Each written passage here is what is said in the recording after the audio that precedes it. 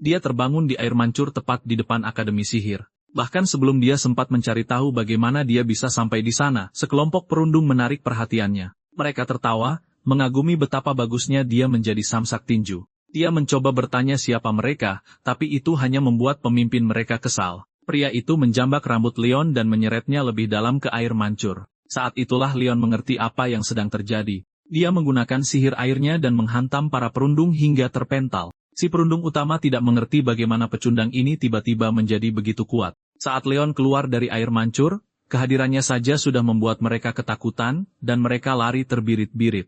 Yah, mau bagaimana lagi? Bagaimanapun juga, penyihir agung terkuat dalam sejarah baru saja berakhir di tubuh seorang siswa. Leon Klein adalah pahlawan di zamannya. Pria yang mengalahkan Raja Iblis Belfar dan membawa kedamaian ke kerajaan yang tidak diketahui asalnya. Leon dirayakan oleh seluruh kerajaan atas aksi heroiknya pada hari yang menentukan itu. Sekarang kau mungkin berpikir bahwa waktunya untuk pensiun telah tiba, waktu baginya untuk menikahi wanita cantik seperti Putri Sarah, dan menjalani kehidupan yang memuaskan. Namun takdir punya rencana lain. Raja menugaskannya dengan satu misi terakhir, tugas akhir yang akan menandai akhir perjalanannya sebagai pahlawan. Kabarnya, ada sebuah gua yang menjadi sarang monster, sisa-sisa terakhir dari pasukan Raja Iblis. Raja ingin dia menyelidiki gua itu dan kembali dengan hasil yang positif. Bagaimanapun, semua orang yang telah memasuki gua itu sampai sekarang telah kembali dengan kekalahan. Tentu saja, Raja menaruh harapan besar pada sang pembasmi Raja Iblis untuk meraih kemenangan. Leon tahu apa yang harus dia lakukan. Dia tidak tahan melihat orang-orang yang disayanginya dalam bahaya. Dia harus memusnahkan sisa-sisa terakhir Raja Iblis demi anak-anak para yatim piatu yang menganggapnya sebagai panutan.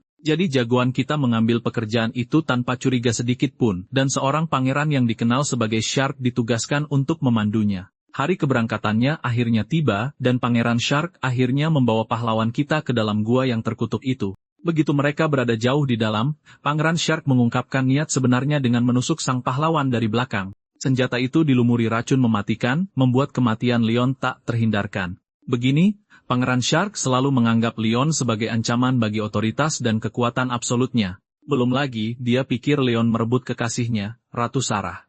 Namun, jagoan kita menjelaskan niatnya. Dia tidak berusaha mendekati wanita manapun dan juga tidak peduli dengan kekuasaan politik. Dia hanya didorong oleh cinta tulus yang dia miliki untuk orang-orang di sekitarnya, terutama anak-anak yatim piatu yang mengaguminya. Ternyata, bajingan licik ini telah merenggut nyawa anak-anak itu, memastikan tidak ada yang tersisa untuk meneruskan kehendak Leon. Bajingan ini benar-benar sampah rendahan sampai-sampai menyebutnya iblis akan menjadi penghinaan bagi iblis itu sendiri. Dia akhirnya menendang jagoan kita ke dalam jurang gua, meninggalkannya di sana untuk mati perlahan karena racun. Namun jagoan kita berhasil selamat dari jatuh, menemukan dirinya di dalam perut bumi. Tidak lama kemudian, makhluk kerangka misterius muncul entah dari mana, siap menyerangnya. Leon menggunakan kekuatan sihirnya, dan memusnahkan monster itu dengan bola api. Yang mengejutkannya, antar muka sistem muncul dan menghitung jumlah bunuhnya. Dengan satu musuh tumbang, dia masih harus membantai hampir 1 juta lagi. Hanya dengan begitu dia akan dapat menyelesaikan misi rahasia yang terpicu oleh kejatuhannya.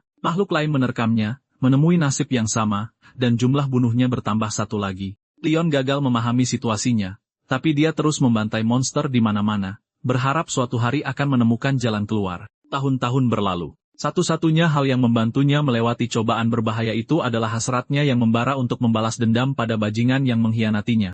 Pada saat dia mencapai 100.000 pembunuhan, dia memperoleh sihir atribut kegelapan, sejenis kekuatan yang belum pernah diketahui jagoan kita sebelumnya. Dia mengulangi siklus di neraka, yang melelahkan dari monster yang mengerumuni selama 10 tahun berturut-turut. Akhirnya, setelah mencapai 1.000.000 pembunuhan, dia memenuhi persyaratan misi, dan sebuah pintu misterius terbuka tepat di depan matanya. Leon berjalan melewati gerbang itu tanpa berpikir 2 kali. Situasinya tidak mungkin menjadi lebih buruk dari yang sudah ada. Cukup mengejutkan, dia mendapati dirinya berada tepat di tengah-tengah sebuah kolam. Ketika dia sadar, dia menyadari bahwa dia sedang menatap sebuah institusi pendidikan. Ceritanya bahkan belum benar-benar dimulai sebelum beberapa perundung dari institut itu muncul untuk mencari sasaran empuk. Mereka memanggil jagoan kita dengan nama Kurabane, nama yang terasa aneh dan asing bagi pemuda kita. Karena dia bahkan tidak tahu siapa bocah-bocah nakal ini, jagoan kita menanyakannya secara wajar. Tentu saja, pemimpin para preman itu marah. Dia menjambak kepala sang pahlawan dan mencelupkannya ke dalam air,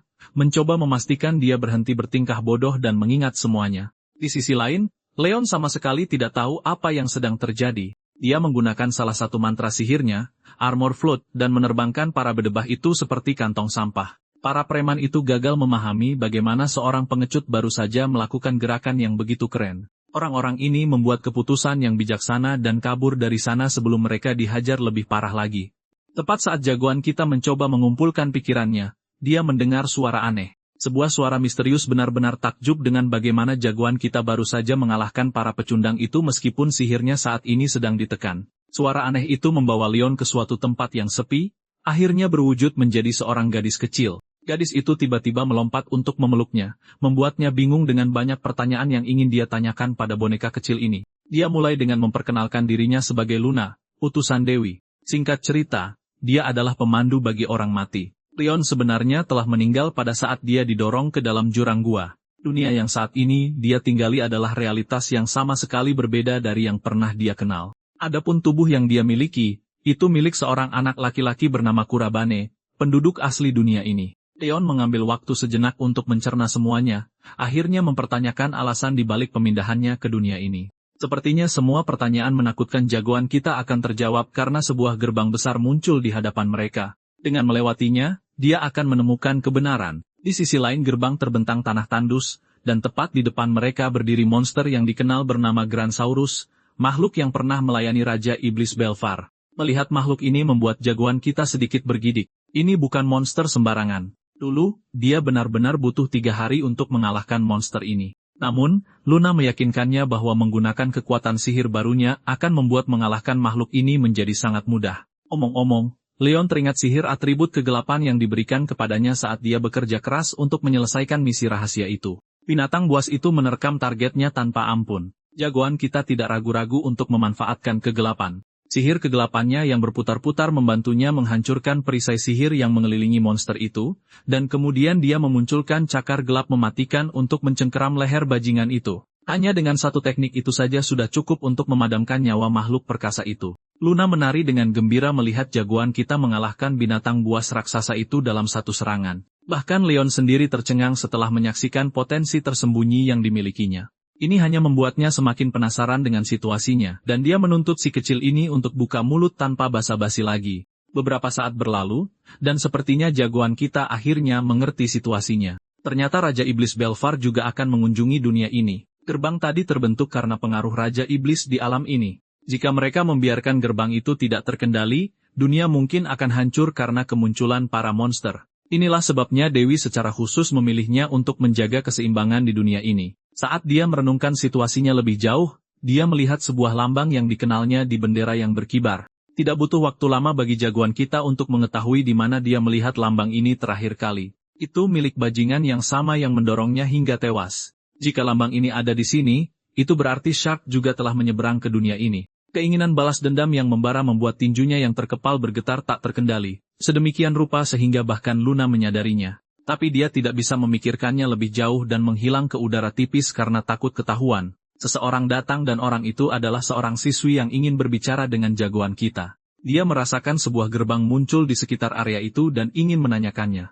Sebelum Leon bisa menjawab, Luna secara telepati mendesaknya untuk menyembunyikan informasi yang dicari gadis itu dan berpura-pura tidak tahu. Anak itu melakukan seperti yang diperintahkan, membuat gadis itu bertanya-tanya apakah yang dia rasakan sebenarnya adalah alarm palsu. Dia kemudian mengalihkan perhatiannya ke jagoan kita, mengenalinya sebagai siswa yang sama yang terlibat dengan para preman tadi. Atas semua ketidaknyamanan yang harus dia tanggung karena para berandalan itu, dia dengan tulus meminta maaf. Namun, jagoan kita meyakinkannya untuk tidak khawatir karena itu bukanlah sesuatu yang harus dia minta maafkan. Satu hal yang pasti, gadis ini sangat jujur dan sopan. Bagaimanapun, gadis itu memutuskan untuk pergi karena apa yang dia rasakan tampaknya adalah alarm palsu.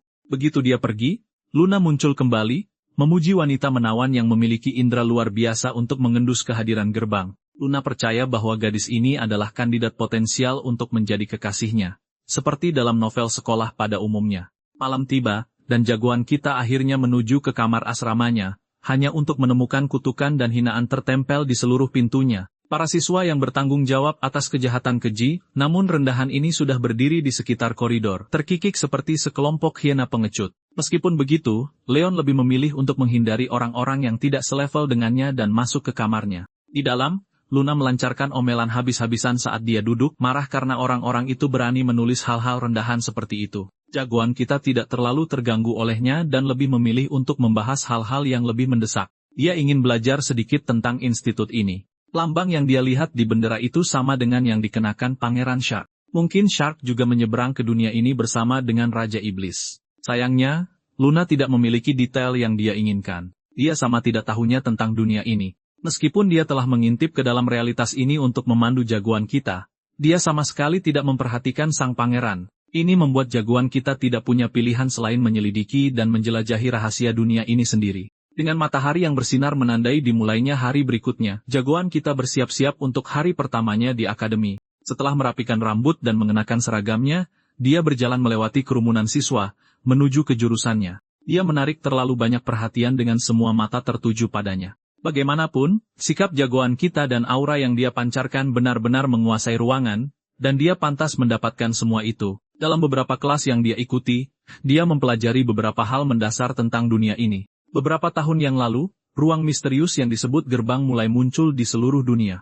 Pada saat yang sama, orang-orang yang bisa menggunakan sihir juga muncul. Untuk mengatasi situasi ini, orang-orang yang memiliki bakat sihir bawaan mulai menyerbu gerbang-gerbang ini, mengumpulkan barang dan mineral berharga di sepanjang jalan. Para penyerbu ini dijuluki Seeker. Dengan meningkatnya jumlah pengguna sihir yang ingin menjadi Seeker, muncullah kebutuhan akan institut untuk membina bakat-bakat ini. Maka, Akademi Kekaisaran Suci ini pun didirikan. Ini adalah tempat yang aman bagi mereka yang bercita-cita menjadi Seeker. Apakah kau ingat gadis yang datang mencari jagoan kita untuk mencari gerbang? Yap, gadis itu adalah ketua OSIS Akademi ini. Namanya adalah Izumiya Makoto. Dia saat ini membuat semua orang terkesan di lapangan sekolah dengan bakat sihirnya yang luar biasa, dan jagoan kita mengawasinya dari jendela kelas. Setelah kelas, saat dia berjalan melewati koridor, dia bertemu dengan preman yang sama yang dia hadapi kemarin. Ngomong-ngomong, nama jagoan kita di dunia ini adalah Kurabane-kun. Orang dengan wajah paling jelek yang juga pemimpin para preman ini, maju, ingin jagoan kita melakukan sesuatu untuk mereka. Tapi jagoan kita, sebagai orang yang keren, membuat bajingan itu kesal dengan sindiran tajam namun sederhana. Preman itu kehilangan kesabarannya, terutama karena dia sudah ingin melampiaskan frustrasi yang terpendam akibat penghinaan kemarin. Takdir berkata lain, Izumiya tiba pada saat yang tepat, menyaksikan bajingan tidak adil ini akan melepaskan mantra sihir mematikan pada korbannya. Dia meneriakkan peringatan pada preman itu untuk berhenti, tetapi peringatannya datang terlambat. Bajingan itu akhirnya melepaskan mantranya. Jagoan kita juga tidak tinggal diam. Dia memanfaatkan sihir atribut kegelapannya dan melahap bongkahan batu yang dimunculkan bajingan itu. Secara harfiah, batu besar itu lenyap begitu saja, membuat rahang bajingan itu jatuh ke lantai. Jagoan kita tidak berhenti memamerkan auranya di sana. Dia hanya berjalan melewati si bodoh ini tanpa peduli, mengabaikan ketua OSIS juga. Setelah kelas, Kurabane kembali ke asramanya hanya untuk menemukan surat ancaman dari bajingan yang sama yang menuntut jagoan kita menemuinya di tempat latihan. Luna menyarankan agar dia mengabaikan si idiot ini. Namun, Kurabane bersedia memberikan apa yang orang ini minta. Ini juga akan menjadi langkah untuk mengurangi rintangan di jalannya. Mendengar ini, Luna menjadi bersemangat, siap untuk menghadapi ancaman itu. Pada malam hari, jagoan kita akhirnya bertemu dengan para preman itu di tempat latihan seperti yang mereka harapkan. Pemimpinnya menyuruh anak buahnya bersiaga, karena dia menginginkan duel 1 lawan 1 yang adil. Dia ingin memberi pelajaran yang menurutnya pantas diterima jagoan kita. Sama halnya, Kurabane ingin lawannya tidak pernah mengganggunya lagi, jika dia memenangkan duel. Seperti yang diduga, bajingan itu tertawa terbahak-bahak dengan tawa khas anime, berpikir dialah yang berkuasa. Jagoan kita, di sisi lain, tetap tenang dan menantang badut ini untuk maju tanpa membuang waktu berharga.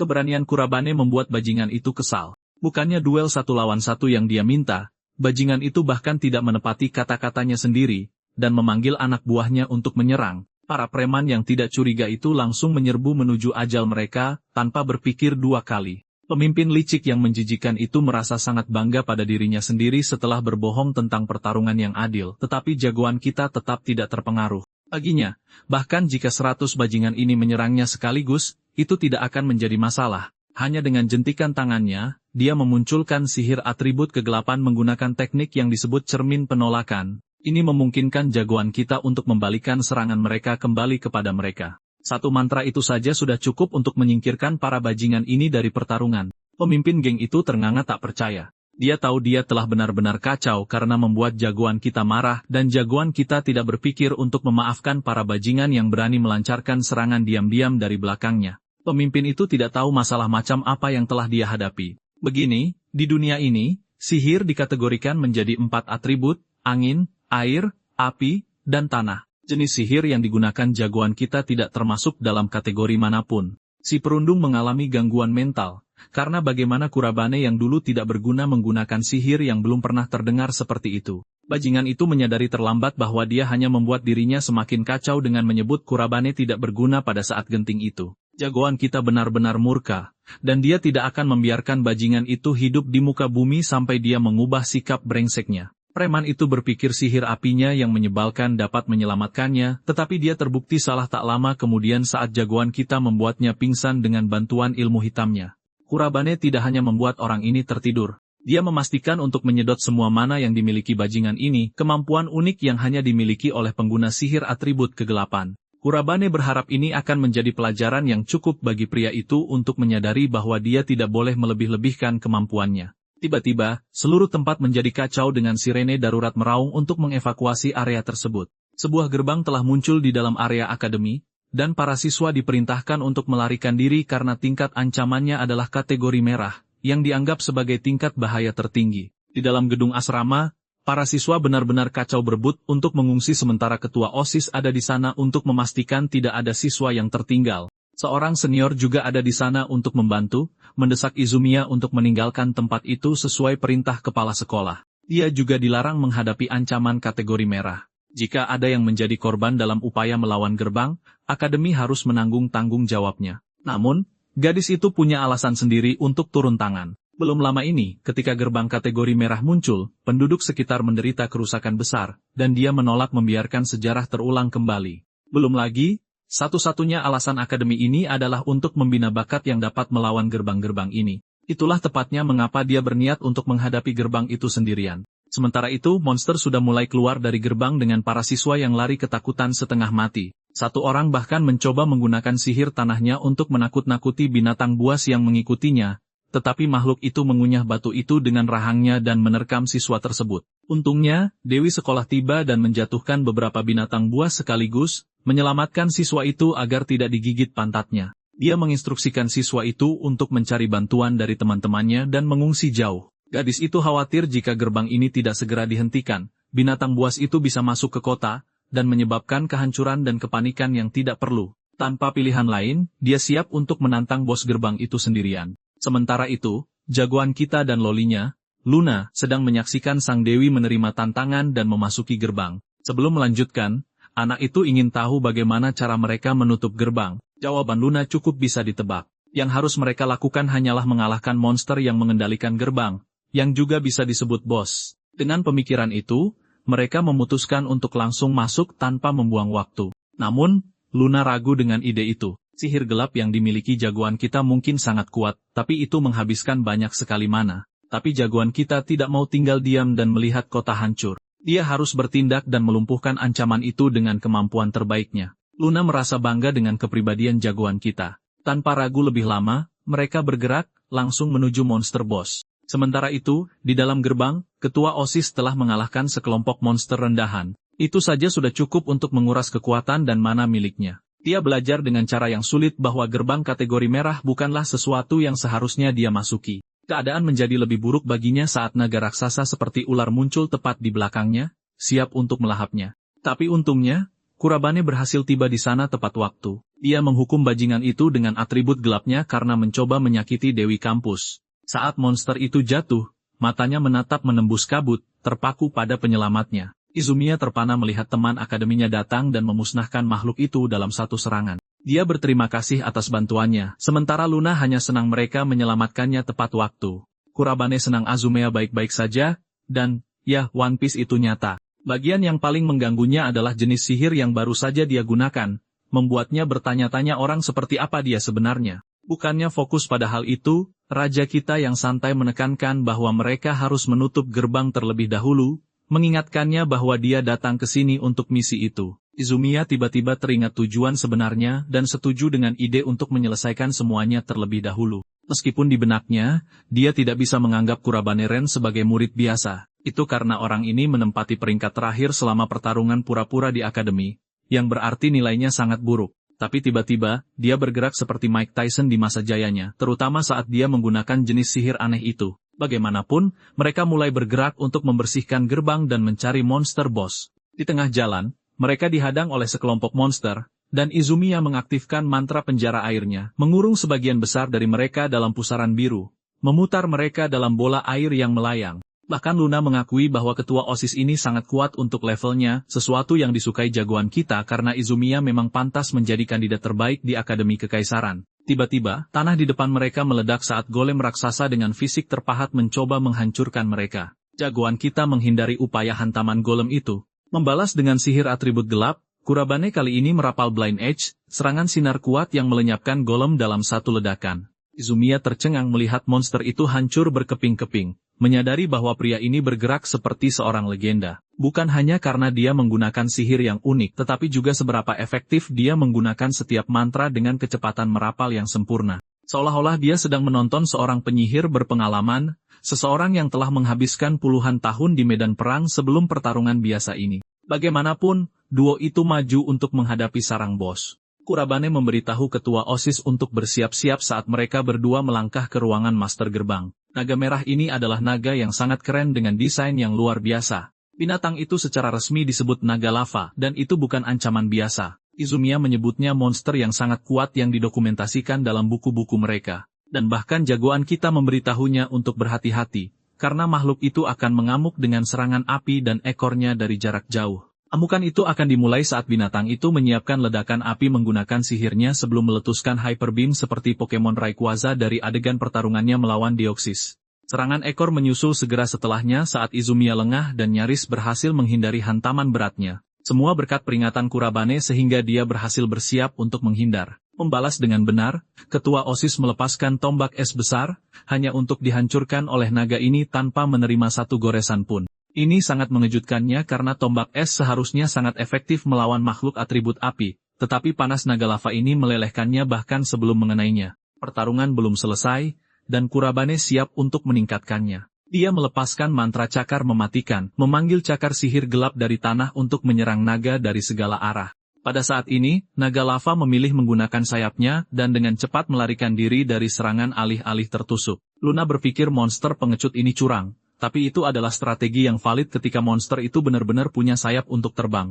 Izumiya tidak menyangka keadaan akan menjadi seperti ini dan menanyakan strategi mereka selanjutnya, mendorong jagoan kita untuk memintanya menggunakan sihir selain kemampuan esnya. Ketua OSIS meyakinkannya bahwa dia memiliki akses ke bentuk sihir lain, yang sempurna karena Kurabane menginstruksikannya untuk memperlambat makhluk itu menggunakan jenis sihir tersebut. Izumiya mengerti perannya di sini, dan percaya rencana jagoan kita akan berhasil. Setelah itu, dia segera menggunakan sihir angin, merapal badai hijau sebelum melepaskan ledakan udara yang dahsyat. Serangan ini sangat efektif melawan Pokemon tipe terbang. Maksudku, monster. Naga lava kesulitan menahan tarikan angin, memaksanya berhenti di satu tempat. Luna memberi isyarat pada jagoan kita, untuk bertindak dengan satu-satunya kesempatan yang dia miliki, jadi Kurabane menggunakan sihir gelap spesialnya sekali lagi. Kupu-kupu hampa mengelilinginya saat dia mengirimkannya ke monster boss menggunakan kemampuan yang disebut penguasa jurang. Kupu-kupu itu mengelilingi makhluk itu sampai Kurabane menjentikan jarinya. Bertingkah seperti pahlawan X dari anime. Kupu-kupu yang sama sebenarnya adalah perangkap peledak. Anggap saja mereka granat remote mini, dan semuanya menyala untuk meledak pada saat yang sama. Reaksi berantai ini sangat dahsyat, sehingga memusnahkan binatang itu dengan dampak penuh. Kurabane hanya menonton saat makhluk itu dihancurkan habis-habisan. Pada akhirnya, naga lava tergeletak di tanah, sayapnya kompang kemping, kulitnya terbakar, dan kalah. Luna memberi selamat pada tuannya atas pencapaiannya yang terpuji dalam mengalahkan penguasa gerbang. Bahkan Azumea pun tertegun, dan meskipun dia punya banyak pertanyaan untuknya seperti paparazzi, untuk saat ini dia hanya senang merayakan akhir dari pertempuran epik yang mereka ikuti. Kurabane berpikir sama, dan mereka berdua akhirnya menutup gerbang merah kembali dengan selamat. Makhluk-makhluk di luar sudah dibereskan oleh ketua OSIS, yang berarti tidak ada kerusakan nyata yang terjadi. Tiba-tiba, ketua OSIS dipanggil oleh seseorang yang sangat marah karena ketidakpatuhannya. Ini adalah kepala sekolah Akademi Kekaisaran Suci, Shiro Atsushi, dan dia ingin jawaban mengapa dia memberontak perintahnya dan masuk ke dalam gerbang. Jagoan kita segera menggunakan Google lokalnya, yang juga dikenal sebagai Luna, untuk bertanya tentang orang asing ini. Shiro Atsushi adalah kepala sekolah yang sombong dari akademi yang mengumpulkan dan melatih para penyihir. Dan karena itu, dia telah memperoleh kekayaan setingkat Andrew Tate. Ini membuat jagoan kita berpikir karena jika orang ini benar-benar kepala sekolah akademi, maka dia pasti memiliki semacam hubungan dengan Pangeran Shark. Pada saat yang sama, masih terlalu dini untuk membuat asumsi saat ini. Izumiya menghadapi kepala sekolah dengan permintaan maaf langsung, menyoroti bagaimana dia tidak bisa hanya melihat orang-orang terancam oleh bahaya. Tapi kepala sekolah yang keras kepala itu memotongnya, meremehkannya karena bertindak hebat hanya karena dia merasa menegakkan rasa keadilannya. Dia memberinya pertanyaan bagaimana jika menanyakan apa yang akan terjadi jika situasinya memburuk. Datang untuk menyelamatkannya, jagoan kita dengan rendah hati berargumen bahwa kepala sekolah setidaknya bisa memberikan kata-kata penyemangat atas tindakan gagah berani ketua OSIS. Shiro menuntut untuk tahu siapa anak baru ini, mengingatkannya bahwa dia tidak punya hak untuk ikut campur dalam percakapan mereka. Tapi ketua OSIS membela jagoan kita, menekankan bahwa orang luar yang sama inilah alasan dia berhasil menutup gerbang dengan kesulitan tertinggi. Ini memicu minat besar di mata Shiro sebelum dia tertawa terbahak-bahak mempermalukan anak itu begitu dia ingat bagaimana Kurabane Ren adalah badut peringkat terendah di akademinya. Menolak untuk percaya pada situasi yang konyol ini, dia berbalik untuk pergi, namun Izumiya memohon perhatiannya. Kali ini, Shiro bergumam bahwa murid terburuk di akademi tidak mungkin berhasil menutup gerbang kategori kesulitan tertinggi, jadi dia hanya menganggap semuanya sebagai gertakan konyol yang dibuat oleh murid-muridnya. Mengatakan kata-kata itu, dia pergi dengan pengawalnya, meninggalkan jagoan kita dalam keadaan termenung. Kurabane sekarang mengerti bahwa meskipun Shark tidak terkait dengan orang ini, dia perlu menyelidiki identitas kepala sekolah lebih dalam. Kembali ke asrama, pria ini akhirnya bisa bernapas lega setibanya di rumah. Luna sudah mengomel tentang perilaku sombong kepala sekolah, tapi itu hanyalah petunjuk lain betapa buruknya kehidupan yang pasti dijalani Kurabane Ren di sekolah ini. Utusan Dewi itu sebenarnya terkesan dengan Izumiya sebagai perbandingan dan tiba-tiba melihat jagoan kita sedang membaca sesuatu. Kurabane sebenarnya sedang memeriksa catatan dari buku harian Kurabane untuk mencari petunjuk konteks apapun yang bisa dia temukan tentang kepala sekolah. Ini adalah pelanggaran privasi, tapi ini adalah sesuatu yang harus dilakukan. Pada hari jagoan kita Leon merasuki tubuh Kurabane, dia sudah menyadari bahwa anak ini telah berada di ujung tanduk seolah-olah dia telah menyerah pada kehidupan. Mari kita mulai membaca jurnalnya. Anak yang dirundung itu sudah mencapai batasnya. Dia bercita-cita menjadi seorang seeker hanya untuk mengumpulkan uang untuk biaya pengobatan adik perempuannya. Tapi, sayangnya, dia putus asa saat menyadari bahwa dia tidak punya bakat sihir sama sekali. Satu kelemahan ini menjadi warisan hidupnya saat orang-orang memperlakukannya seperti sampah, meninggalkan catatan, menerornya selama kelas, dan setelah kelas memukulnya lebih keras daripada Anthony Joshua pada Jake Paul.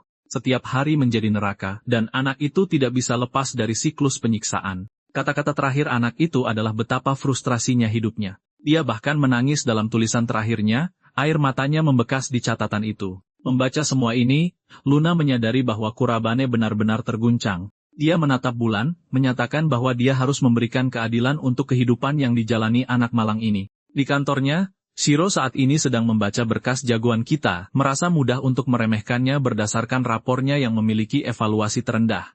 Kepala sekolah berpikir sungguh mengesankan bahwa si gagal ini tidak melihat bagaimana dia bisa dengan mudah dikeluarkan dari akademi. Di adegan berikutnya, kita melihat adegan mandi si kelinci salju. Dia merenungkan tentang jagoan kita. Bagaimana Kurabane seharusnya menjadi murid peringkat terendah. Tidak ada yang terasa benar, terutama perubahan baru-baru ini, dan dia yakin akan asumsinya sama seperti dia yakin akan kebulatan bokongnya. Keesokan harinya, jagoan kita diminta untuk berbicara secara pribadi oleh wakil ketua, Narus Shuya.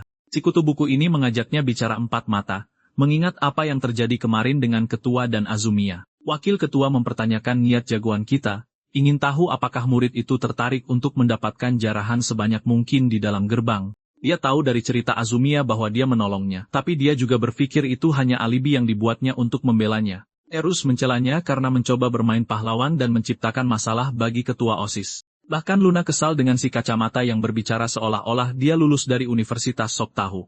Bagaimanapun, Kurabane mengklarifikasi bahwa dia membantu memblokir gerbang. Erus menyeringai, mengingatkan anak itu bahwa dia bahkan tidak pernah memenangkan satupun pertarungan pura-pura selama tes sekolah. Dia bisa melihat dengan jelas bahwa ini semua hanya kebohongan, menolak untuk percaya satu kata pun. Saat itu, Izumiya datang. Dia sebenarnya sedang mencari jagoan kita untuk bicara. Sekarang setelah dia ada di sini, Nirus menutup diskusi, memerintahkan mereka untuk membiarkan OSIS menangani masalah lain kali. Adapun Izumiya, dia menginstruksikannya untuk datang menemuinya sore itu juga untuk berdiskusi. Melihatnya pergi, Izumiya bertanya apakah si kacamata mengatakan hal-hal jahat kepada jagoan kita lagi.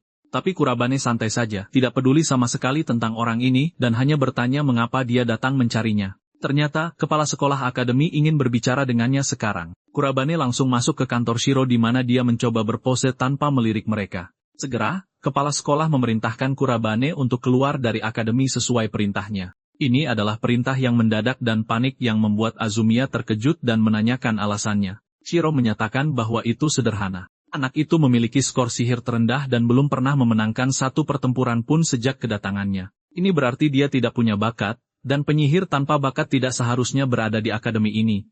Jadi ini adalah jalan keluar yang mudah baginya. Mengambil rapor itu, jagoan kita dengan tenang menyarankan bahwa yang harus dia lakukan hanyalah membuktikan kekuatannya. Dia tahu ada pertarungan pura-pura yang menumpuk untuk bulan mendatang dan mengajukan syarat bahwa dia akan memenangkan semuanya sebagai imbalan atas kerja sama kepala sekolah. Itu adalah tawaran yang menghina bagi Shiro, yang menganggapnya konyol. Tapi kemudian dia membaca jadwal dan menemukan pertarungan Nerus melawan Kurabane terjadi karena ini. Pasangan ini pada dasarnya akan menjadi hukuman mati langsung karena Nerus adalah talenta terbaik kedua setelah Izumiya. Kepala sekolah menyetujui tawaran ini, membuat jagoan kita sangat puas. Kurabane sangat senang bisa menghapus kesombongan dari wajah pria ini. Kembali ke asrama malam itu, jagoan kita sibuk meninjau jadwal bersama Luna. Saat dia meninggalkan kantor administrasi, ketua OSIS menghentikannya, memohonnya untuk menarik kembali kata-katanya. Posisinya tidak pernah dalam bahaya sejak awal karena akademi tidak pernah mengeluarkan siapapun karena nilai yang buruk. Hanya saja kepala sekolah memiliki kebencian pribadi terhadap orang ini. Masalahnya jika kalah dalam pertarungan pura-pura adalah dia pasti akan dikeluarkan sekarang. Meskipun tahu tentang kemampuannya, dia pikir itu adalah tantangan yang terlalu berbahaya baginya untuk menghadapi Nirus. Pada saat itu, Kurabane hanya menatapnya dan berterima kasih atas kekhawatirannya. Tapi sungguh, dia sama sekali tidak merasa terganggu dengan syarat itu. Ditambah lagi, dia sudah membuat keputusan dengan tujuan membuktikan semua pembencinya salah. Merenungkan kata-kata itu sekarang, Luna berpikir tidak apa-apa jika Kurabane pada dasarnya berhenti bersekolah di akademi. Tapi jagoan kita percaya lebih baik baginya untuk tetap di akademi untuk secara pribadi memantau kegiatan Pangeran Shark. Bagaimanapun, dia sangat mencurigai adanya hubungan antara kepala sekolah dan pangeran. Dia bahkan mengemukakan teori liar pribadinya bahwa Pangeran Shark secara spiritual merasuki tubuh kepala sekolah. Namun, Luna langsung mematahkan teori itu, mengungkapkan bahwa dia memiliki kemampuan untuk merasakan makhluk dari dunia lain sehingga dia akan tahu jika memang begitu.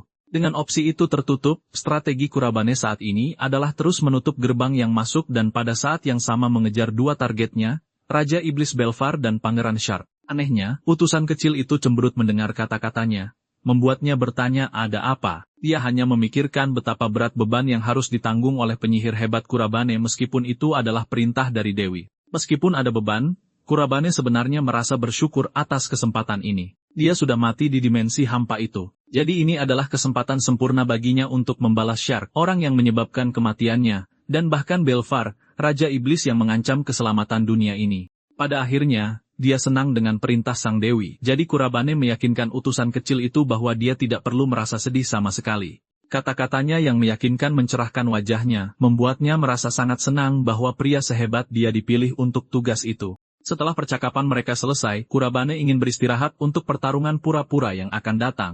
Gadis kecil itu berteriak kegirangan, menyatakan kemenangan telak darinya untuk menunjukkan kepada semua orang siapa bosnya. Jauh di lubuk hatinya, dia juga sangat berharap semua keinginan Kurabane menjadi kenyataan. Keesokan harinya tiba, dan kita menemukan para kontestan di arena pertempuran. Lawan pertama jagoan kita adalah badut lain yang senang menghadapi murid terburuk di akademi. Penonton dari tribun semua mendukung lawannya, merasa kasihan pada Kurabane, tetapi jagoan kita mengabaikan semua obrolan itu saat pertarungan antara dua penyihir dimulai. Lawan Kurabane memulai dengan serangan angin yang berani, melemparkan seberkas sinar hijau untuk mengalahkan lawannya. Saat serangan itu mengenai, jagoan kita menghilang seolah-olah dia menguap karena dampaknya. Ini membuat si badut berpikir bahwa dia sangat kuat. Lawannya bahkan tidak bisa menahan satu pukulan. Tapi kemudian Kurabane memberinya tamparan realitas dengan muncul tepat di belakangnya seperti hantu. Setelah menyiapkan mantra tanah, Kurabane menghantamkan batu ke tubuh lawannya menggunakan ledakan batu. Di akhir mantra itu, lawannya terkapar dalam pose Yamcha, menjadikan jagoan kita sebagai pemenang pertandingan pertama. Kemenangan telak ini mengejutkan para penonton. Mereka semua bergosip tentang murid terburuk akademi yang mengalahkan seseorang yang jauh lebih baik darinya. Izumiya terlihat seperti pacar yang bangga, sementara Nerus terlihat seperti pembenci yang kesal. Luna menunjukkan bagaimana pria ini bahkan tidak perlu menggunakan sihir atribut gelap untuk mengalahkan para amatir ini. Itulah hebatnya penyihir dari dimensi lain. Dia senang melihatnya mengalahkan semua orang lemah ini. Pembantaian berlanjut dengan Kurabane, menghancurkan satu demi satu lawan menggunakan mantra yang sama. Beberapa bahkan langsung menyerah melawannya. Rentetan kemenangannya cukup mengejutkan hingga membuat kepala sekolah serangan jantung. Dia tidak habis pikir bagaimana anak terbodoh di akademi sekarang berada dalam rentetan kemenangan. Untuk sesaat, dia benar-benar mulai berpikir apakah anak ini benar-benar menutup gerbang merah sebelum meyakinkan dirinya sendiri sebaliknya. Nerus mengetuk pintunya, dan melihat kepala sekolah yang meminta pertemuan pribadi dengannya. Shiro menjelaskan bahwa Nerus jelas akan melawan pihak yang tidak diunggulkan di sini dalam pertarungan pura-pura. Tapi selama pertarungan ini, Shiro memerintahkan wakil ketua OSIS untuk menggunakan kekuatan penuhnya, mengingatkannya untuk tidak lengah sedetik pun. Menariknya, Nerus sudah punya rencana untuk lawannya. Dalam semua pertarungan Kurabane yang dia amati, dia hanya bisa melihat sihir tanah yang digunakan. Bahkan dengan tingkat keahlian itu, Nerus berpendapat bahwa dia jauh lebih unggul dalam hal keterampilan, yang sangat menyenangkan kepala sekolah. Dia sangat senang mendengar konfirmasi yang sebenarnya saat mereka mengakhiri diskusi. Dalam perjalanan keluar, Nerus tenggelam dalam pikirannya, tahu bagaimana kepala sekolah berhati-hati seolah-olah ada sesuatu yang benar-benar mengkhawatirkan tentang lawannya yang akan datang. Terlepas dari itu, orang ini terlalu sombong dan percaya tidak mungkin dia akan kalah dalam pertarungan ini. Kita beralih ke kemenangan lain untuk jagoan kita. Pada titik ini, semua orang memujinya, definisi sebenarnya dari mengubah pembenci menjadi penggemar. Orang-orang bertanya-tanya apa yang terjadi padanya sementara Kurabane mengerti bahwa dia melakukannya dengan baik. Izumiya memberinya air dan mengingatkannya bahwa dia hanya membutuhkan dorongan terakhir sebelum mencapai kebebasan total. Sementara itu, si kacamata berlama-lama menguping pembicaraan mereka. Akhirnya, penyiar sampai pada acara utama, pertarungan pura-pura antara Kurabane dan wakil ketua, Nerus. Kedua petarung melangkah maju untuk saling menatap tajam. Dan adu mulut dimulai dengan Nerus menasihati lawannya untuk tidak sombong setelah kemenangan barunya. Jagoan kita menangani si cupu ini dengan bersikap tenang, menyatakan bahwa dia hanya tertarik untuk menang.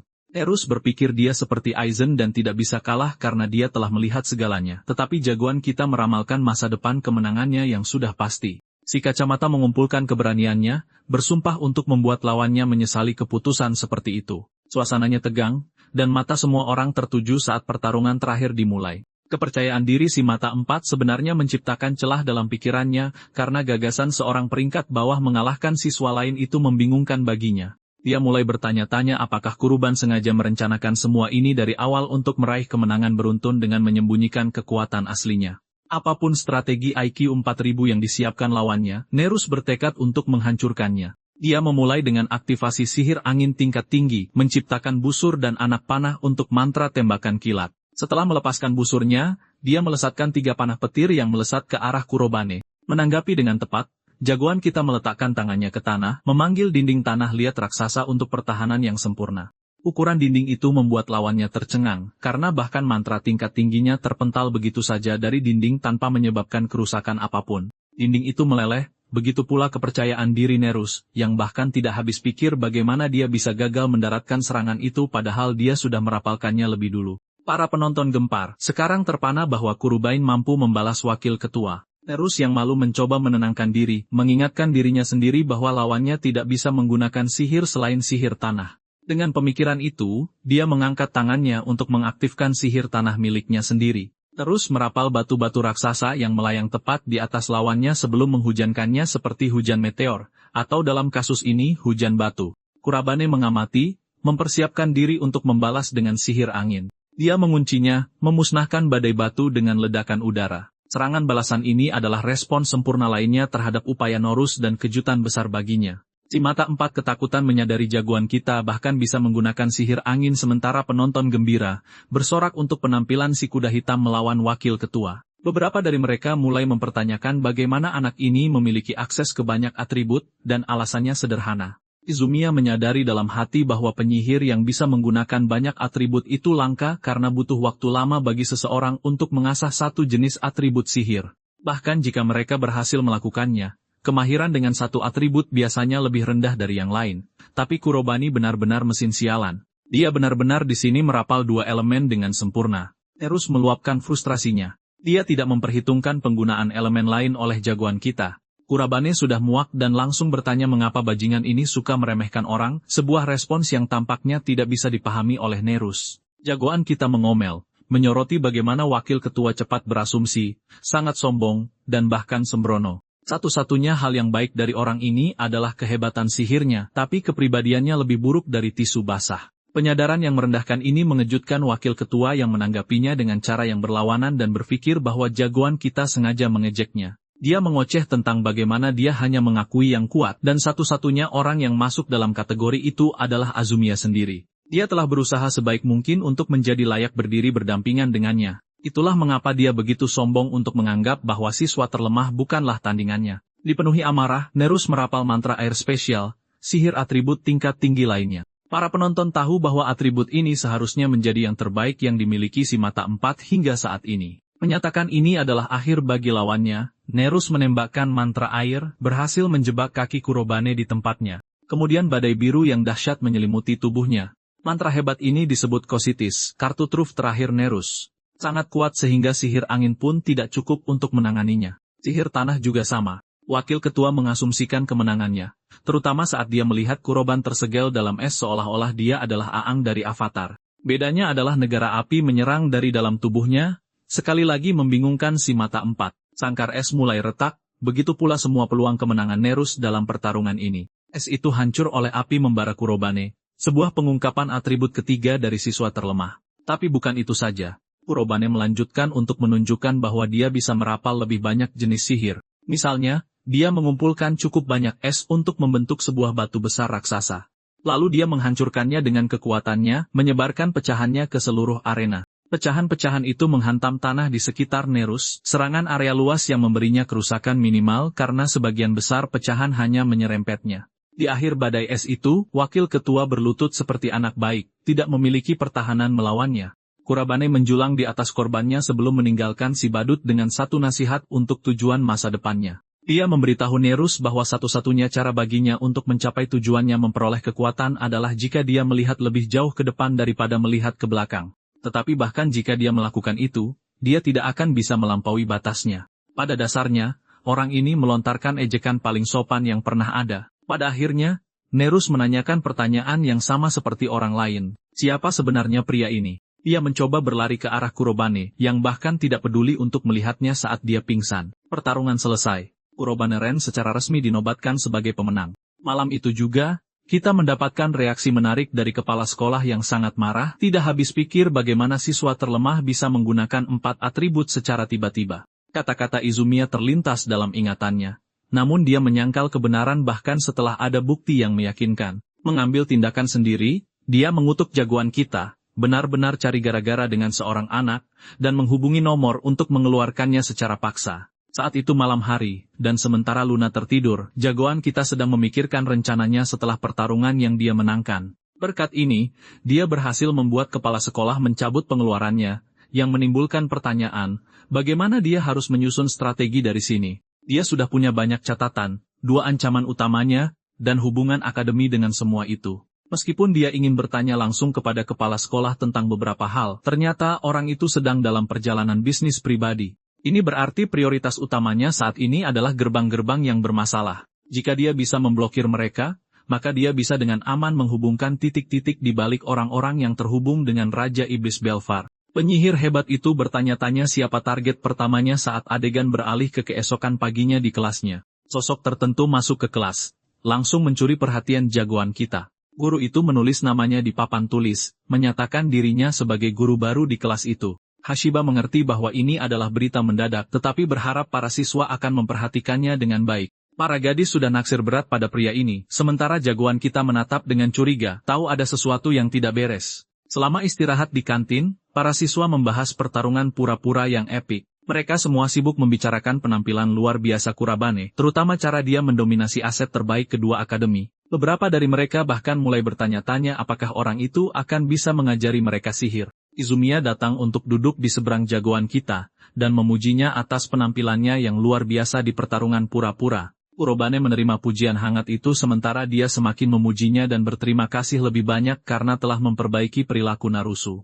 Meskipun si mata empat merasa jijik diperlakukan seperti itu, dia akhirnya setuju dengan kata-kata lawannya. Meski begitu, Izumiya menolak untuk melepaskan situasi mengenai kepala sekolah, terutama cara dia menangani masalah pengeluaran. Ini membuat Kurobane cukup penasaran untuk bertanya tentang kepribadian Shido, mempertanyakan apakah dia selalu seperti ini. Tampaknya, Shido adalah mantan seeker, jadi dia penyihir yang baik. Tetapi akhir-akhir ini, orang-orang mulai berspekulasi tentang dia memiliki beberapa koneksi buruk di sekitarnya. Itu cocok dengan asumsi Kurobane, tapi tiba-tiba, berita muncul menginformasikan peningkatan jumlah gerbang. Gerbang-gerbang ini telah muncul di mana-mana, tetapi juga ditutup oleh para pahlawan yang kompeten. Meski begitu, orang-orang diminta untuk tetap waspada dan diimbau untuk tidak mendekati gerbang di sekitarnya, terutama jika mereka warga biasa tanpa sihir. Ini mengingatkan Kurobane akan kata-kata Luna. Dia memberitahunya bahwa gerbang apapun yang dibiarkan terlalu lama akan melepaskan monster yang akan menghancurkan seluruh dunia. Tentu saja, tidak akan terjadi selama ada dia, karena dia akan memastikan bahwa masa depan yang kelam tidak akan pernah terjadi. Penyihir hebat itu menyampaikan permintaan pribadinya kepada Izumiya, dan apapun yang dia bicarakan tidak dijelaskan saat adegan beralih ke tengah malam. Kurobane berniat untuk berpatroli di wilayah ini untuk memeriksa apakah gerbang akan muncul di dekatnya hari ini, sementara Luna menceritakan bagaimana dia telah membersihkan semua gerbang yang muncul begitu saja. Menurutnya sangat keren bahwa dia adalah pahlawan super rahasia yang melenyapkan gerbang tanpa ada yang menyadarinya. Di tengah percakapan mereka, sebuah gerbang hijau terbuka. Ini adalah kategori level hijau. Kurobane dengan percaya diri melangkah masuk tertarik untuk mengamati lingkungan sekitar. Hanya ada banyak pohon, meskipun sangat sulit untuk melihat karena kabut, dan Luna mendesaknya untuk berhati-hati dengan setiap langkah. Beberapa saat kemudian, pria ini meninggalkan mayat monster di setiap langkahnya dan memasuki bagian terdalam hutan. Anehnya, Luna menunjukkan bahwa tidak ada apa-apa di sekitar, tetapi kemudian Kurobane merasakan kehadiran tepat di belakangnya. Marshmallow kecil itu ditangkap oleh makhluk dan ditarik menjauh dari tuannya. Saat dia menoleh ke belakang, dia melihat iblis ketindihan yang siap melahapnya utuh-utuh. Luna berteriak, mengingatkan makhluk itu bahwa dia tidak untuk dimakan dan berusaha sebaik mungkin untuk melarikan diri. Sementara itu, jagoan kita menginstruksikannya untuk tetap diam. Secara proaktif memberi isyarat penggunaan sihir atribut gelap sekali lagi. Cakar ungu muncul dari pohon, menjorok keluar dalam upaya untuk menusuk gargoyle itu. Makhluk itu mencoba melarikan diri, tetapi cakar mematikan akhirnya menusuknya dari segala arah, mengubah monster itu menjadi seiris keju. Serangannya fatal, menyebabkan monster itu jatuh ke tanah. Luna berlari ke tuannya, berterima kasih padanya karena telah menyelamatkan hidupnya. Dia sangat terkesan dengan penggunaan sihirnya yang cepat, takut dia mungkin mati di sana, tetapi Kurobane menjelaskan bahwa dia sebenarnya sudah terbiasa dengan serangan mendadak di kedalaman wilayah neraka. Itulah mengapa dia bisa bereaksi dengan cepat tanpa khawatir, semakin mengesankan marshmallow kecil yang melayang itu. Gerbang itu dibersihkan segera setelahnya saat misi hari ini selesai. Kurobane senang telah membersihkan wilayah ini dari gerbang dan hendak kembali ketika tiba-tiba sekelompok paku tanah melesat ke arahnya. Dia melompat menjauh dari tujuan mereka, menghindari setiap serangan dan fokus pada penyerang yang baru saja mencoba menyergapnya. Kurobane menemukan orang ini yang menatapnya dari atas sebuah gedung. Orang ini sangat terkesan, dan cukup jelas bahwa orang ini sebenarnya adalah Hashiba, guru terbarunya, yang kebetulan juga seorang John Wick paruh waktu. Tentu saja, jagoan kita sama sekali tidak tahu siapa orang ini sebenarnya. Hanya saja dia adalah ancaman yang harus segera ditangani. Seketika itu juga, Kurobane menginstruksikan Luna untuk bersembunyi karena mereka menghadapi lawan yang kompeten di sini. Dia bergegas pergi sementara jagoan kita menuntut untuk mengetahui identitasnya dan niatnya menyerangnya. Penyerang itu tetap tidak tertarik untuk menjawab pertanyaan-pertanyaan itu, dan hanya merespons dengan mantra api yang membara. Serangan itu dihindari oleh Kurobane segera setelahnya, mendapatkan pujian dari Hashiba, tetapi dia belum selesai, karena dia melancarkan lebih banyak serangan api yang ganas ke arahnya dari segala arah. Sekarang jagoan kita terkepung, dan dia tidak punya tempat untuk lari. Hashiba yakin kali ini serangannya akan berhasil, tetapi dia lupa mempertimbangkan satu faktor penting. Penyihir ulung itu memerintahkan sihir kegelapan terbuka menggunakan mantra bernama Grim Eater yang membuka ruang, menelan semua api ke dimensi lain. Kurobane dengan mudah menyingkirkan serangan itu, membuat pembunuh bayaran yang belum pernah melihat sihir semacam ini digunakan seumur hidupnya tertegun. Menolak untuk membiarkannya lolos, Kurobane memerintahkan penggunaan Deadly Claw sebagai mantra kedua sihir atribut gelapnya. Paku-paku muncul di dekatnya dan menghancurkan gedung tempat dia berdiri. Tetapi untungnya, Hashiba berhasil melarikan diri tanpa menerima luka fatal. Dia menderita luka gores yang tajam di lengannya, merenungkan bagaimana lawannya memiliki akses ke jenis sihir yang aneh. Tetapi alih-alih fokus pada itu, tujuannya saat ini adalah memprioritaskan melarikan diri karena pemangsa dengan cepat menjadi mangsa. Dalam sekejap asap, pembunuh bayaran itu berhasil keluar dari tempat kejadian, membuat Kurobane kecewa. Marshmallow kecil itu muncul dari tempat amannya dan mengetahui situasinya. Di adegan berikutnya, keduanya tiba kembali di asrama membahas identitas penyerang. Jagoan kita tidak tahu untuk saat ini, tetapi dia berhasil mengingat dengan aman gerakan pembunuh bayaran itu. Firasat Kurobane mengatakan kepadanya bahwa pembunuh bayaran itu entah bagaimana berhubungan dengan akademi, dan dia bersumpah untuk menangkap orang ini lain kali, bahkan berniat untuk mengumpulkan setiap informasi yang bisa dia temukan tentangnya. Keesokan harinya, kita dibawa kembali ke ruang kelas. Di sini, Kurobane mendekat dan mengamati instruktur mencoret-coret di papan tulis. Tak lama setelah kelas, Hashiba menemukan siswa itu, menyatakan minat besar pada siswa itu setelah mengetahui kemampuannya untuk menutup gerbang merah sendirian. Tentu saja, Kurobane mengejek kepala sekolah karena tidak mempercayai prestasinya hingga hari ini. Berperan sebagai orang yang bisa dipercaya, Hashiba meyakinkannya bahwa dia mempercayai kata-kata anak itu, dan bahwa dia bisa memastikannya selama pertarungan pura-pura. Dengan nada mengancam, dia mengucapkan semoga berhasil kepada siswa itu untuk penampilannya di masa depan. Keduanya berpisah, tetapi guru ini memiliki senyum manipulator licik ala Light Yagami seolah-olah dia mendapatkan apa yang dia butuhkan di sini. Dalam adegan berikutnya, Hashiba diam-diam mencatat upaya Kurobane di gerbang lain. Dia ingin membalas dendam atas apa yang terjadi selama pertarungan mereka terakhir kali dan berniat membuat anak itu menderita. Itu hanya karena dia lengah tempo hari, tapi sekarang dia tidak akan terpeleset untuk kedua kalinya, terutama dengan perangkat baru yang dimilikinya. Yang sangat mengejutkan pria ini, Kurobane menyelesaikan gerbang itu dengan sangat cepat, seolah-olah tidak pernah terjadi apa-apa. Dia membersihkannya pada saat yang sama ketika Hashiba sedang merenungkan pikirannya, dan entah bagaimana orang ini berpikir dia masih akan menang. Menggunakan perangkat itu dia memberi sinyal kepada anak buahnya untuk bergerak. Sisa pembunuh bayaran muncul dari bayang-bayang untuk mengeroyok satu anak yang bertingkah seperti dia adalah Sukuna versi 20 jari atau semacamnya. Mereka semua menggabungkan mantra mereka untuk menghasilkan penyelesaian eksplosif yang mengakibatkan kehancuran besar. Menonton adegan dari tempat yang sempurna, Hashiba tertawa, menyebut misi itu mengecewakan dan berbalik, yakin bahwa dia telah membunuh anak itu. Tepat saat dia memberi sinyal kepada mereka untuk memeriksa mayatnya, bawahannya sendiri berteriak padanya melalui transmisi. Mereka di luar sana meringkuk ketakutan, membuat Hashiba ngeri tentang apa yang mungkin terjadi. Dia menolak untuk percaya bahwa anak itu selamat dari ledakan raksasa seperti itu. Bahkan seorang pembunuh berdarah dingin pun kehilangan ketenangannya dan mencoba menenangkan diri, meyakinkan bahwa setidaknya anak itu tidak tahu di mana dia bersembunyi. Dan kemudian jagoan kita muncul dari belakang seperti mau menagih utang, membuat si pembunuh bayaran bingung untuk kesekian kalinya. Hal baik tentang Kurobane adalah dia punya partner kecil yang bisa dengan mudah mencarinya. Partner yang sama adalah bola ungu yang melayang-layang untuk memindai area tersebut. Itu Luna. Tapi itu tidak masalah. Kurobane telah menyudutkan orang ini dan melepaskan gelombang angin.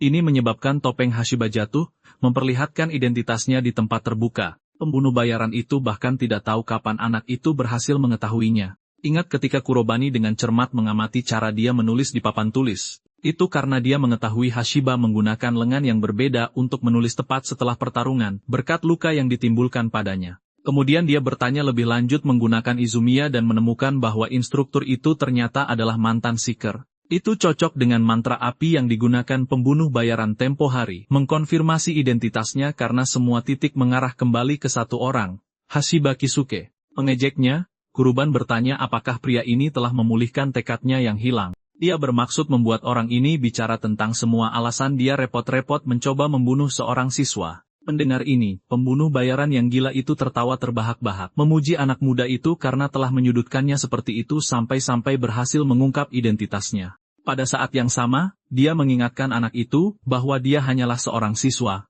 yang seharusnya tidak bertindak begitu sombong. Mengatakan demikian, orang ini menciptakan serangan supernova literal seolah-olah dia memiliki energi Frieza dari Dragon Ball Z. Lingkungan sekitarnya meleleh hanya karena sisa panasnya. Hashiba tertawa, menandakan akhir dari segalanya untuk anak itu. Ini adalah teknik pamungkasnya, yang dia gunakan untuk menghancurkan ribuan monster kuat. Kartu truf yang tidak sering dia gunakan, menyatakan akhir dari targetnya. Pembunuh bayaran itu mengirimkan matahari sialan ke arahnya, sementara Kuroban tampak santai di kejauhan. Protagonis sebenarnya sangat akrab dengan mantra ini, dan tiba-tiba, kepercayaan diri Hashiba retak. Dia tidak bisa mempercayai matanya. Siswa itu telah merapal versi sihir atribut apinya sendiri, sebuah teknik yang disebut Crimson Blaze. Apa cuma aku, atau ini seperti Jogo versus Sukuna dari Arc Shibuya? Kedua mantra api itu berbenturan dalam adu jurus klasik sebelum meledak dengan keras, saling meniadakan. Kartu truf Hashiba dinegasikan, dan itu adalah keajaiban di matanya karena dia baru saja menggunakan sihir tingkat tertinggi yang tersedia di ranah atribut api.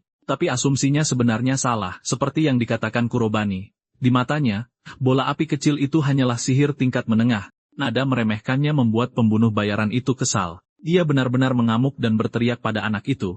Tetapi Kurobane tidak peduli dan menyindir Hashiba karena menyebutkan telah membunuh 1000 monster. Pamer secara maksimal, dia merendahkan orang ini dengan mengungkapkan bahwa dia telah membunuh lebih dari 100.000 monster.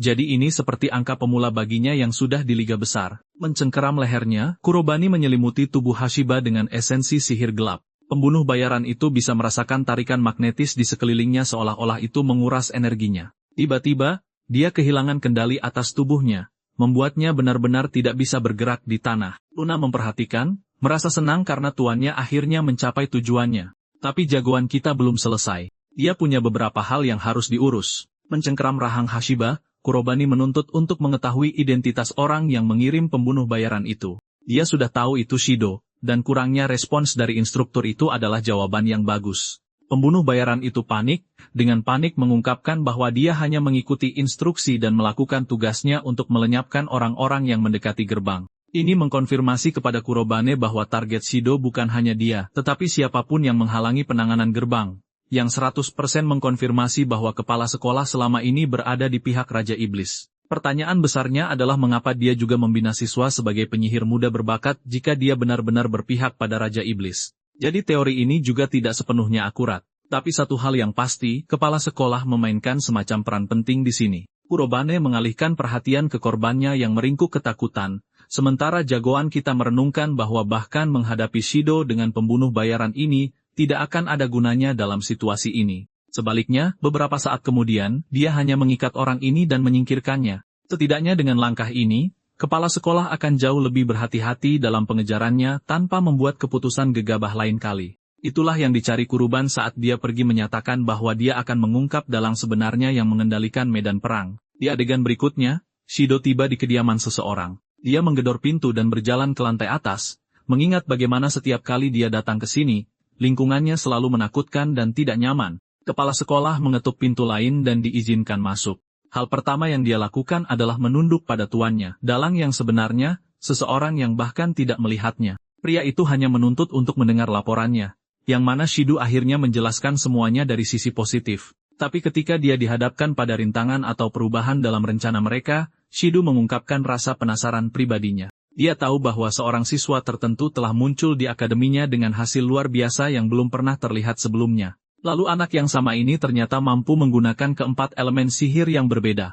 Meskipun begitu, Shido menunjukkan kepercayaan diri mutlak, berbagi bagaimana dia sudah mengirim pembunuh bayaran untuk mengurus anak itu dan melenyapkannya. Tuannya bangkit, menunjukkan minat untuk mendengar lebih banyak tentang cerita itu. Itu adalah sesuatu yang menarik perhatiannya seolah-olah dia tidak mempertimbangkan perkembangan ini. Setelah mengetahui tentang peningkatan kekuatan siswa yang tiba-tiba luar biasa, dia percaya bahwa anak itu berhak menjadi penghalang dalam rencana mereka, tetapi kepala sekolah masih terlalu percaya diri dengan pembunuh bayaran yang dia kirim untuk memastikan keberhasilan misi itu. Namun pria ini tidak begitu yakin karena jika memang begitu, maka pembunuh bayaran itu seharusnya sudah melaporkan status keberhasilan misi sekarang. Ini mengejutkan Shido saat dia dengan cepat mengambil ponselnya, menolak untuk menerima gagasan kegagalan. Yang disebut pembunuh bayaran yang dia kirim untuk mengejar anak kita saat ini terikat dan tidak berdaya. Ponselnya berdering di sakunya, tetapi dia bahkan tidak bisa mengangkat telepon itu. Ini hanyalah satu alasan meyakinkan lainnya bagi Shido untuk percaya bahwa anak itu pasti telah mengalahkan si pembunuh bayaran.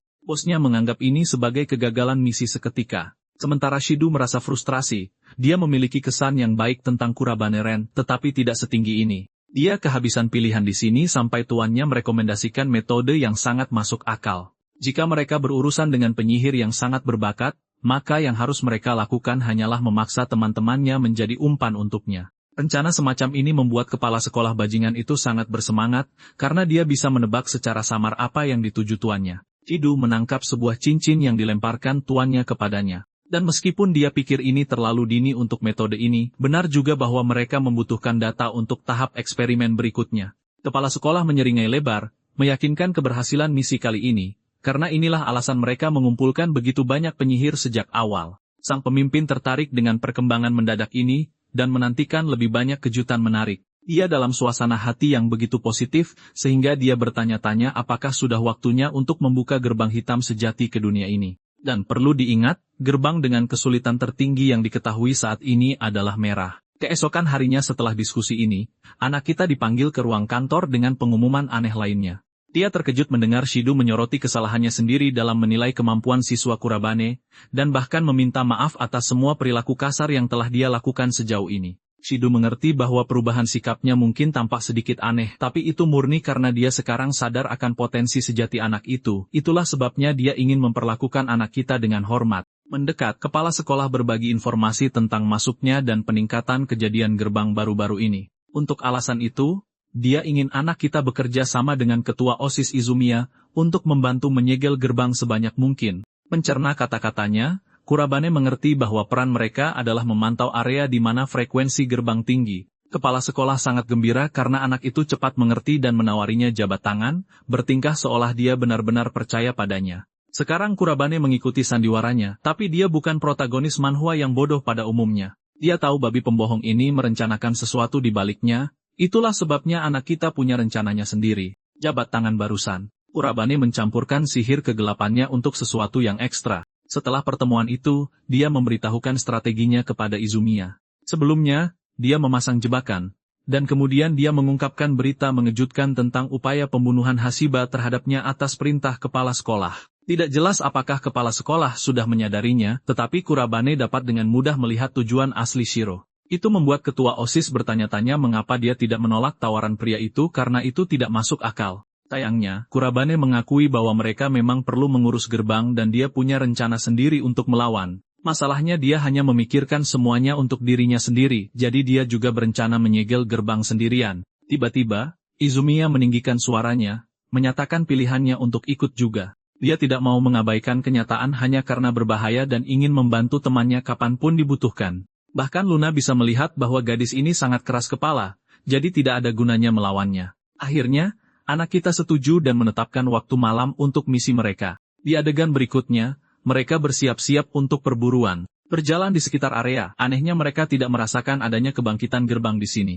Saat mereka punya waktu luang, Kurabane langsung bertanya apakah dia takut pada monster yang bersembunyi jauh di dalam gerbang. Mengatakan yang sebenarnya. Bahkan ketua OSIS pun mengakui bahwa sebagian dari dirinya merasa ketakutan. Tapi terlepas dari ketakutannya, dia memiliki tugas untuk melindungi yang tidak bersalah dari orang-orang yang mengancam mereka. Itulah alasan utama dia mendaftar menjadi penyihir. Rasa keadilannya yang kuat sebenarnya adalah cerminan yang jelas dari citra masa lalu penyihir agung itu. Itulah kata-kata persis yang diucapkan pria ini sebelum perjalanannya untuk membunuh Raja Iblis. Melepaskan citra gadis kerennya, Izumiya tersipu dan dengan hangat memberitahu Leon bahwa dia akan selalu memiliki kekuatan untuk bertarung selama dia berada di sisinya. Sayangnya, momen romantisnya terganggu oleh kemunculan reaksi. Energi gelap berderak semacam ini bahkan mengejutkan anak kita. Kedua penyihir itu terlalu terkejut untuk bereaksi saat gerbang menggunakan sulur gelap untuk menjebak Izumiya, memaksanya masuk ke dalam gerbang. Anak kita tidak berdaya untuk menyelamatkan sang gadis dalam bahaya tepat waktu saat gerbang hitam menelannya.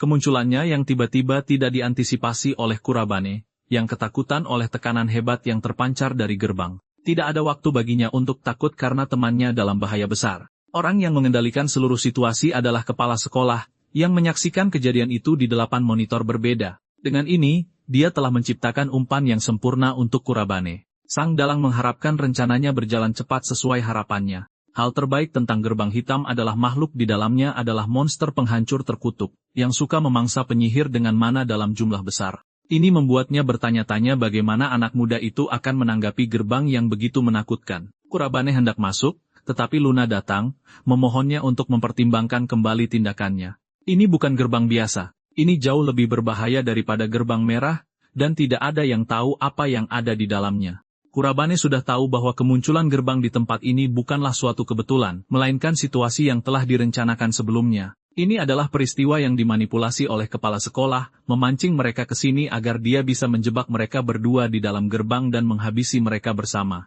Risikonya pasti ada. Bahkan Kurabane mengakui bahwa itu adalah gerbang yang berbahaya, tetapi dia juga tidak bisa mengabaikannya begitu saja. Luna berteriak pada monster-monster yang berhamburan keluar dari gerbang. Ini adalah naga merah raksasa yang akan meneror dunia luar bahkan jika dia masuk ke dalam. Untungnya, sambaran kuning datang menyelamatkannya, menjatuhkan ketiga naga itu dengan setiap tembakan panah petir. Monster-monster itu roboh ke tanah, mengejutkan anak kita saat Narus menunjukkan kehadirannya. Dia meminta pembaruan segera dari Kurabane, yang akhirnya menjelaskan semuanya. Narus paling terkejut mendengar tentang ketua OSIS yang terjebak di dalam gerbang hitam. Sayangnya, lebih banyak monster keluar dari gerbang seperti api, dan mereka harus segera menjatuhkan mereka.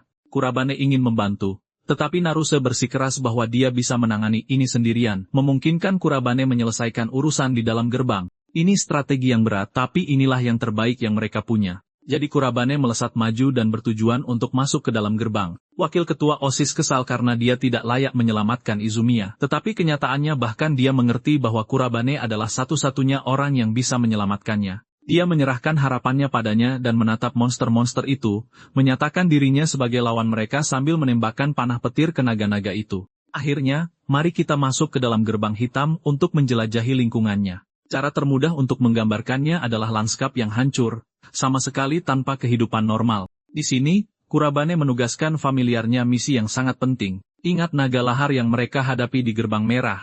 Ya, monster boss itu secara harfiah adalah monster kroco di gerbang ini. Tetap saja, Kurabane tidak khawatir saat dia membuka pintu sihir kegelapan, memunculkan sabit malapetaka yang epik. Naga lahar mencoba menebasnya, tetapi Kurabane jauh lebih cepat dan membantai lengan monster itu hingga terlepas dari tubuhnya. Kemudian dia melanjutkan dengan memotong anggota badan dan kepalanya. Berurusan dengan semua naga ini akan memakan banyak waktu, dan anak kita tidak menginginkan itu. Sebaliknya, dia menekankan bahwa mereka semua akan takut padanya dan dengan paksa memberi jalan untuknya. Menyaksikan peristiwa yang terjadi di luar gerbang, kepala sekolah hanya senang bahwa Kurabane dengan bodohnya masuk ke dalam daripada melarikan diri. Dia menyebut anak itu idiot karena berlari lurus menuju kematiannya sendiri. Berbicara tentang anak yang disebut idiot itu, Kurabane telah membersihkan jalur pertama, dan sekarang mendekati celah sempit bagian terdalam dari dungeon ini. Ngomong-ngomong, menghadapi gerombolan naga lahar membuatnya cukup lelah tetapi Kurabane tetap santai. Dia sudah menghadapi tingkat kesulitan ekstrem yang serupa saat bertahan di kedalaman lantai neraka, jadi itu hanya kejadian biasa baginya.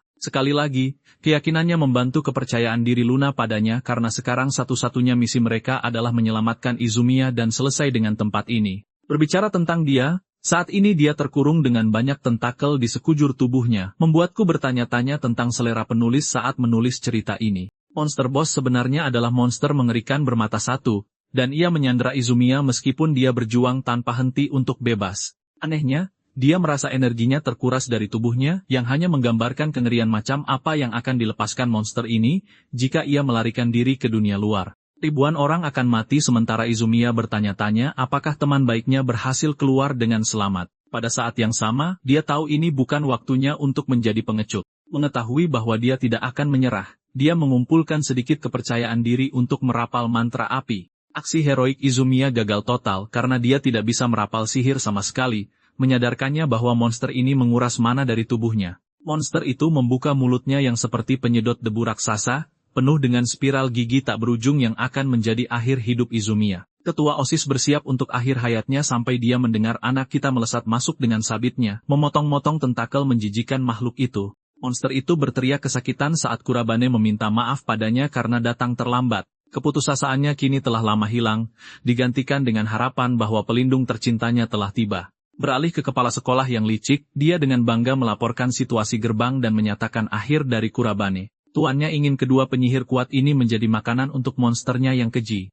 Kurabane menghadapi monster gerbang terkuatnya hingga saat ini, sementara calon pacarnya terkurung dalam tentakel dan terlalu santai untuk situasi yang dialaminya. Luna memperingatkannya untuk waspada terhadap tentakel penyerap mana. Ini adalah jenis monster yang tidak biasa. tidak seperti apapun yang pernah dia lawan di dunia ini atau dunia sebelumnya. Tetap saja, meskipun dia menghadapi makhluk aneh, tangan ini tidak pandang bulu. Makhluk itu menyerangnya bertubi-tubi dengan tentakel, memaksa anak kita untuk menghindar. Tapi saat di udara, dia melihat kawah besar yang ditinggalkan bahkan oleh satu serangan. Ini berarti terkena serangan sekali saja menjamin kematian Kurabane. Jadi pilihan terbaiknya adalah menyerang tubuh utamanya dengan cepat dan bertubi-tubi. Mengaktifkan sihir atribut kegelapan, dia menantang monster raksasa itu dengan puluhan duri besar miliknya. Deadly Claw ditambahkan lagi, dan meskipun Luna berpikir ini cukup untuk membunuh bos, Kurabane melihat ini sebagai usaha yang sia-sia. Tubuh utama makhluk itu masih belum terluka. Berdenyut dengan keganasan yang membara, monster itu berteriak dan menancapkan tentakelnya jauh ke dalam tanah. Ini adalah kejadian yang aneh. Bahkan Kurabane tidak bisa memprediksi serangan yang akan datang, sampai Luna memberitahu tuannya tentang tentakel yang muncul dari belakang. Berkat peringatannya, dia menghindar, bahkan sempat terserempet oleh dampaknya. Untungnya, itu bukan serangan langsung atau dia sudah tamat sekarang. Namun, meskipun dengan sihir kegelapannya yang hebat, Kurabane merasa kesulitan menghadapi monster unik ini dan tidak bisa memahami pola serangannya. Makhluk itu meluncurkan tentakel lain untuk menyerangnya dari belakang, memaksa Kurabane menggunakan sabitnya dan menebasnya. Semakin banyak tentakel muncul dari samping, menyerangnya dari segala arah, tetapi dia memotongnya seperti sushi. Utusan Dewi itu bersedih. Dia hanya melihat pria ini bertarung tanpa henti sejak dia menginjakkan kaki di dalam gerbang hitam, yang berarti mananya pasti sudah mencapai batasnya. Melihat kondisi Izumiya saat ini, dia tidak akan bertahan lebih lama. Masalahnya jika Kurabane langsung menghadapi tubuh utama makhluk itu adalah dia juga berisiko dikerumuni oleh tentakel, yang akan menjadi akhir baginya. Memutuskan untuk nekat, pria ini membuang sabitnya, menatap monster itu dengan tekad yang kuat. Dia melesat dengan kecepatan gila untuk mendekati tubuh utama makhluk itu. Izumiya mengawasinya tanpa daya dan dengan cemas. Seperti yang diperkirakan, monster itu mengeroyoknya dengan banyak serangan tentakel.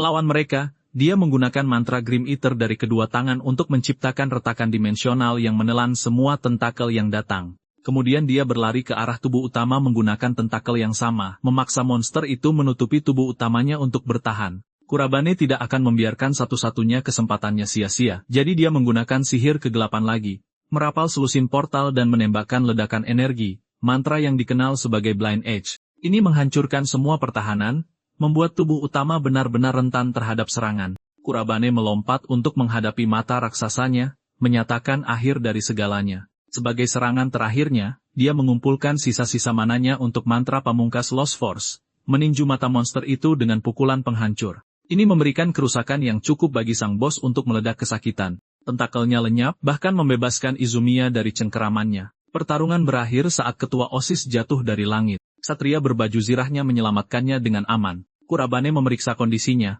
dan meskipun dia hampir tidak bisa berbicara, dia tersenyum hangat padanya seolah-olah dia akan menjadi istri pria ini. Dan sekarang bagian terbaiknya, kepala sekolah tiba-tiba menyadari bahwa rencana utamanya, gerbang hitam itu sendiri, sekarang menghilang dengan sendirinya. Ini adalah perubahan yang tidak terduga. Tidak mungkin Kurabane bisa melakukan sesuatu sekaliber ini. Tidak mungkin dia benar-benar bisa mengalahkan penguasa gerbang hitam. Shido memeriksa cincin itu karena tahu dia pasti masih memilikinya. Dia dengan cepat mengambil dan memakainya, setelah mengumpulkan semua batu keabadian yang diperlukan untuk memusnahkan separuh alam semesta. Tunggu, sial, salah cerita. Tapi sebelum Thanos Wannabe ini bisa melakukan apapun, anak kita malah mengetuk pintu. Menerobos masuk sebagai perwujudan kegelapan, Kurabane menegur kepala sekolah karena membuat kesalahan fatal dengan menyeret Izumiya ke dalam kekacauan mereka. Dia berdiri di depan kepala sekolah yang bingung yang bertanya, bagaimana dia bisa sampai di sini saat Kurabane memposisikan dirinya sebagai pemusnah sampah seperti dia. Shido bertanya apa yang dilakukan Kurabane di sana, dan anak kita mengaku bahwa dia sebenarnya menggunakan mantra tertentu untuk menempatkan tanda di tubuhnya, yang kemudian memungkinkannya berteleportasi langsung ke markas rahasia. Ini membuat kepala sekolah kesal karena dia tiba-tiba teringat bahwa sosok bayangan di tubuh Kurabane sebelumnya bisa jadi adalah tanda yang dia bicarakan. Dan jauh di lubuk hati, Shido merasa tidak nyaman karena dia belum pernah mendengar tentang sihir semacam itu sebelumnya. Dia mengabaikannya dan menganggap Kurabane hanyalah remaja nakal yang bertingkah berani, tetapi pikiran itu hancur seketika. Di saat berikutnya, Kurabane mengambil alih pembicaraan dan menjadi yang dominan, bertanya langsung kepada kepala sekolah apakah dia yang memanggil gerbang itu. Dia juga memberitahunya bahwa berbohong tidak ada gunanya, karena dia sudah bisa melihat semua peralatan yang tersembunyi di belakangnya, dan satu-satunya pilihan cerdas yang tersisa adalah mengatakan yang sebenarnya. Kurabane kemudian menuduhnya menciptakan pusat pelatihan untuk penyihir muda dan bertanya mengapa dia melakukan itu jika motifnya selalu gelap dan jahat. Kepala sekolah berhenti sejenak, lalu dengan ekspresi sinis di wajahnya, dia akhirnya mengaku bahwa tujuannya adalah menciptakan makanan. Kurabane bingung pada awalnya saat Shido menjelaskan bahwa dia ingin mengisi perut monster di luar gerbang, dan bahwa semua korban itu, semua siswa malang itu dibudidayakan untuk tujuan itu saja. Itulah mengapa dia mengaku tanpa ragu bahwa dialah yang membuka gerbang. Dia memanfaatkan kekacauan dan mendapatkan kekuatan serta otoritas dengan berlutut di hadapan monster. Kurabane mendengarkan semuanya, tetapi dia tidak bisa melupakan bahwa dalam rencana kejam tuannya, pria itu bahkan mencoba mengorbankan Izumiya yang tidak bersalah. Dia melihat Shido sebagai sampah mutlak yang merayap di bumi, dan yang lebih membuatnya marah adalah pria itu tidak merasa menyesal sama sekali. Dia sombong dan bangga dengan apa yang telah dilakukannya. Shido kemudian memanggil elemen apinya dan mengatakan bahwa dia tidak peduli hinaan apapun yang dilontarkan Kurabane padanya karena pada akhirnya, remaja itu akan mati. Dengan keyakinan itu, penjahat itu melemparkan bola api ke arah Kurabane. Yakin ini akan mengakhiri pertarungan, tetapi Kurabane jauh lebih kuat dari yang disadari kepala sekolah. Dengan satu jentikan tangannya, dia menciptakan perisai dan melenyapkan setiap bola api dalam satu gerakan bersih. Shido bingung karena sihir itu bahkan tidak mendekati Kurabane dan malah lenyap sepenuhnya sebelum mencapainya. Kemudian dia menyadari bahwa Kurabane sedang memprovokasinya, secara terbuka menyuruhnya untuk menyerangnya dengan benar kali ini dan menunjukkan kekuatan sejatinya. Kepala sekolah menjadi marah dan berpikir dia perlu menunjukkan kepada remaja ini seperti apa hukuman yang sebenarnya. Dan ketika dia melihat penampilan Kurabane yang kasar dan babak belur, dia meyakinkan dirinya sendiri bahwa Kurabane sudah kalah dan sekarang dia berada di atas angin. Dia mengumpulkan elemen apinya sekali lagi dan menyiapkan serangan lain, mengancam bahwa kali ini serangan itu akan melenyapkan Kurabane sepenuhnya. Tapi semua itu tidak terjadi karena tepat saat bola api akan menyerang, Kurabane menggunakan sihir atribut kegelapannya, Denial Mirror, dan menciptakan medan gaya di sekelilingnya. Bola-bola api itu memantul kembali melalui penghalang dan melesat lurus ke arah Shido, tidak memberinya waktu untuk melarikan diri saat serangannya sendiri menabraknya.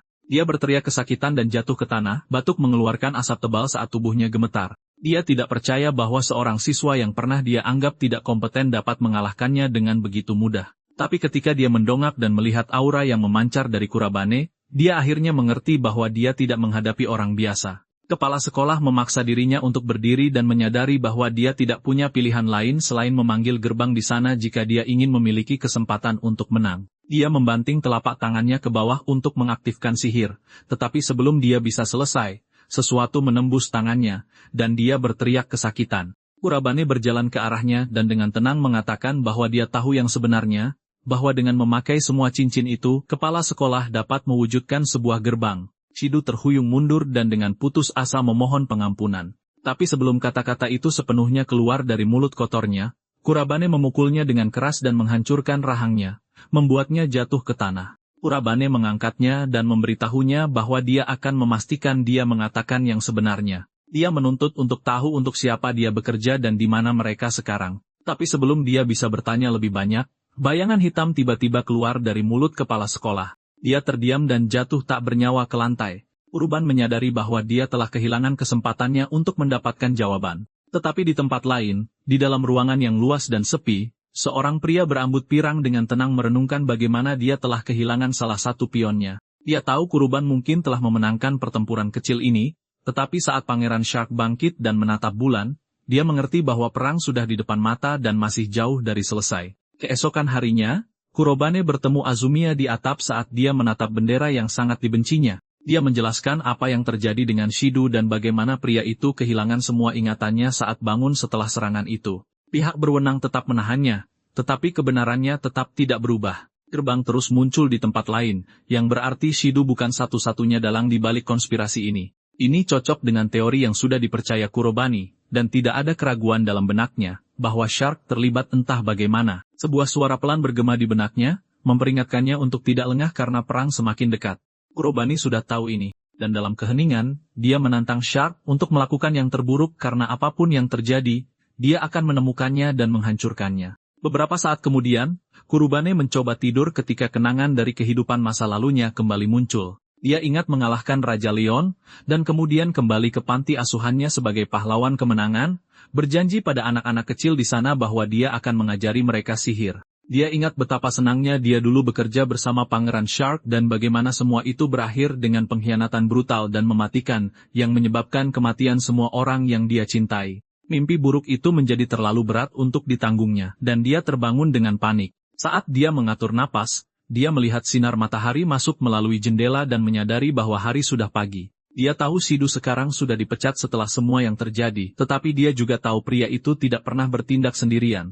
Perasaan tidak nyaman yang mendalam menyelimuti dadanya saat dia melihat bendera yang berdiri di atas sekolah karena dia merasa Shark masih ada di luar sana di suatu tempat di dekatnya. Kurobane percaya Shark sedang menunggunya untuk bergerak, dan dia diam-diam berjanji pada dirinya sendiri bahwa ketika saat itu tiba, dia akan membalas dendamnya berapapun harganya. Siang harinya, semua orang memperhatikan ketika seorang pria berjas merah cerah dengan rambut pirang mencolok berjalan di lorong. Dia diperkenalkan sebagai kepala sekolah baru mereka, dan Kurobane ingat pernah mendengar bahwa mereka akan segera mendapatkannya, meskipun dia tidak pernah menyangka akan terjadi secepat ini. Izumiya memberitahu Kurobane bahwa kepala sekolah baru meminta pertemuan pribadi dengannya, dan Kurobane langsung setuju karena dia benar-benar ingin tahu orang seperti apa pria ini. Dia bertanya pada Izumiya apakah dia dan kepala sekolah baru itu sudah akrab. Izumiya menjelaskan bahwa keluarganya cukup kaya dan memiliki status tinggi dan mereka saling mengenal dengan baik. Dia bilang pria itu pada dasarnya adalah pamannya, seseorang yang telah merawatnya sejak dia masih kecil. Dia adalah jenis Coleman, seorang instruktur untuk sebuah organisasi yang hanya mengumpulkan penyihir terbaik dari seluruh dunia. Kuruban mengerti apa artinya itu dan menyadari bahwa pria itu pasti sangat terampil. Izumiya menambahkan bahwa jenis memiliki rekam jejak yang mengesankan dalam menutup begitu banyak gerbang sehingga mereka sampai lupa hitungannya. Luna menyenggol Kurobein secara mental dan menyarankan agar mereka benar-benar menemuinya dan menilai kepribadian aslinya secara langsung. Kurobein setuju, berpikir ini adalah kesempatan bagus untuk terhubung dengan penyihir yang kuat dan dia memutuskan untuk tidak menilai jenis berdasarkan rumor. Dia ingin mengambil keputusan hanya setelah bertemu langsung dengannya. Kurobane dan Azumiya pergi bersama ke kantor kepala sekolah, di mana jenis menyambut mereka berdua dengan kehangatan yang tulus. Dia sudah tahu persis siapa Kurobane, dan melihat senyum cerah Genesis membuat Kurobane merasa seolah-olah ruangan itu dipenuhi sinar matahari dan ketenangan. Tetap saja, Kurobane merasa sedikit gugup karena antusiasme pria itu yang luar biasa, dan bahkan Luna pun tampak terkejut karenanya. Kurobane diam-diam bertanya pada Izumiya apakah Genesis selalu seenergik ini. Dan dia menghela napas dan mengakui bahwa memang begitu, meskipun dia menambahkan bahwa optimismenya cenderung menular pada orang lain. Genesis menjelaskan bahwa dia berasal dari Sabre, sebuah organisasi dan institusi yang menyatukan para penyihir dari seluruh dunia. Dia mengatakan bahwa Sabre bukan hanya tentang pelatihan, mereka juga bertanggung jawab untuk mengelola gerbang yang muncul di seluruh dunia. Sederhananya, mereka melindungi umat manusia dari bencana yang keluar dari gerbang-gerbang itu. Setelah lulus, siswa dapat bergabung dengan asosiasi penyihir, tetapi untuk masuk ke Sabre harus menjadi elit di antara para elit. Dari sini, Kuroban mengerti bahwa Genesis bukan hanya terampil, tetapi juga seorang penyihir tingkat atas dengan posisi tinggi bahkan di dalam Sabre. Saat Genesis terus berbicara, nadanya menjadi sedikit sombong, yang membuat Kurobane dan Izumiya merasa sedikit malu. Merasakan momen itu, Izumiya dengan lembut mengarahkan pembicaraan kembali ke jalurnya dan bertanya pada Jenis apa yang ingin dia diskusikan begitu mendesak dengan Kurobane. Jenis menjadi lebih serius, dan menjelaskan bahwa Kurobane sudah tahu dunia berada di bawah ancaman konstan dari gerbang yang terbuka kembali. Dia mengakui bahwa Sabre kewalahan dan kekurangan tenaga kerja. Itulah sebabnya mereka belum bisa menempatkan seseorang secara permanen di wilayah ini. Sampai sekarang, strategi itu berhasil karena tidak ada insiden besar yang terjadi di sini. Dan setiap kali gerbang muncul, biasanya gerbang itu akan tertutup dengan sendirinya. Namun, situasinya telah berubah dalam beberapa hari terakhir dengan munculnya gerbang hitam. Jenis mengatakan bahwa bahkan Sabre tidak bisa mengabaikannya lagi, itulah sebabnya dia dikirim ke sini. Menurut otoritas yang lebih tinggi di Sabre, tingkat bahaya gerbang hitam bahkan melampaui ancaman kategori merah. Jika monster yang terperangkap di dalamnya berhasil keluar, ratusan atau bahkan ribuan nyawa tak berdosa bisa hilang dalam sekejap. Jenis menjelaskan bahwa inilah mengapa mereka harus tetap waspada dan mengawasi dengan cermat kemunculan gerbang baru. Namun, Sabre tidak memiliki cukup orang untuk mencakup semuanya, dan disitulah Kurobana berperan. Untuk mengatasi kekacauan yang semakin besar, Jenis meminta bantuan dari Kuroban dan Izumiya. Dia percaya mereka memiliki keterampilan yang dibutuhkan untuk menghadapi gerbang hitam. Baik Kurobane maupun Izumiya jelas terkejut mendengar seseorang setingkat jenis berbicara tentang mereka dengan keyakinan seperti itu. Genesis kemudian mengungkapkan bahwa dia telah menerima laporan yang menunjukkan bahwa mereka juga terlibat dalam penutupan sebuah gerbang sebelumnya. Investigasi lebih lanjut membuktikan bahwa bahkan anggota teratas Sabre pun kesulitan menangani gerbang hitam. Karena pengalaman mereka, dia ingin mereka tetap waspada dan menggunakan kemampuan luar biasa mereka. Dia memberikan penekanan khusus pada kekuatan luar biasa Kurobane, dan mengatakan itu sangat penting untuk mempertahankan dunia dari ancaman ini. Kurobane segera mengulurkan tangannya dan setuju, mengatakan dia tidak akan pernah menolak kesempatan untuk melindungi dunia. Izumiya mencoba turun tangan dan mengklarifikasi, bahwa orang yang benar-benar menaklukkan gerbang hitam adalah orang lain. Tapi sebelum dia bisa selesai, sebuah peringatan darurat berbunyi. Sebuah laporan masuk mengumumkan bahwa gerbang kategori merah telah muncul di dekat sekolah. Izumiya menoleh ke Jenis dan bertanya apa rencananya. Jenis menjawab dengan tenang dan mengatakan ini adalah kesempatan sempurna untuk menguji kemampuan mereka berdua. Izumiya sekali lagi memperingatkannya untuk tidak menganggap enteng situasi ini. Jelas khawatir akan bahayanya. Sebelum dia bisa berkata lebih banyak, Kurobane menyela dan dengan percaya diri mengatakan bahwa mereka siap untuk tantangan itu. Dengan itu, mereka menerima misi dan bersiap untuk pergi, memberitahu Jenis bahwa mereka akan menemuinya dan timnya di luar gerbang. Tak lama kemudian, Kurobane dan Azumiya tiba di lokasi gerbang, kehadirannya terasa berat dan meresahkan di udara. Tepat saat mereka bersiap untuk maju, seseorang tiba-tiba memanggil dan mengatakan dia akan bergabung dengan mereka juga. Nerus semelangkah maju dan membetulkan kacamatanya, tersenyum sambil berkata bahwa lebih banyak orang membuat pertarungan lebih mudah dan menyenangkan.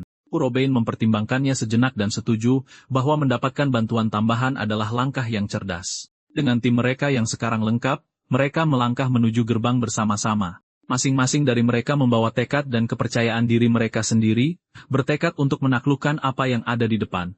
Mereka siap untuk membuktikan kekuatan mereka dan menunjukkan kepada semua orang penyihir hebat macam apa mereka sebenarnya. Luna diam-diam merasa senang, karena Kurobane akhirnya membersihkan gerbang dengan lebih dari satu orang di sisinya. Pada saat yang sama, Kurobane ingat apa yang dikatakan kepala sekolah kepadanya sebelumnya, bahwa dia ingin melihat kekuatan mereka saat mereka menaklukkan gerbang ini bersama-sama. Itu mengingatkannya pada dunia lamanya di mana dia belajar bahwa kepercayaan dalam sebuah kelompok adalah hal yang benar-benar membuat orang ingin bertarung di sisinya. Kepercayaan yang sama adalah sesuatu yang sekarang dia lihat dengan jelas pada Izumiya dan Narus. Karena itu, dia mengerti sekali lagi mengapa kerja sama tim sangat penting. Dengan tekad yang selaras, mereka bertiga langsung menyerbu ke dalam gerbang. Mereka bergegas menuju pusat dan segera melihat beberapa jenis monster yang berbeda sudah mencari mereka. Kurobane memberitahu semua orang untuk melakukan yang terbaik dan tetap fokus. Izumiya segera melangkah maju dan menyatakan bahwa dia akan melakukan langkah pertama dengan mengalahkan monster tipe serigala.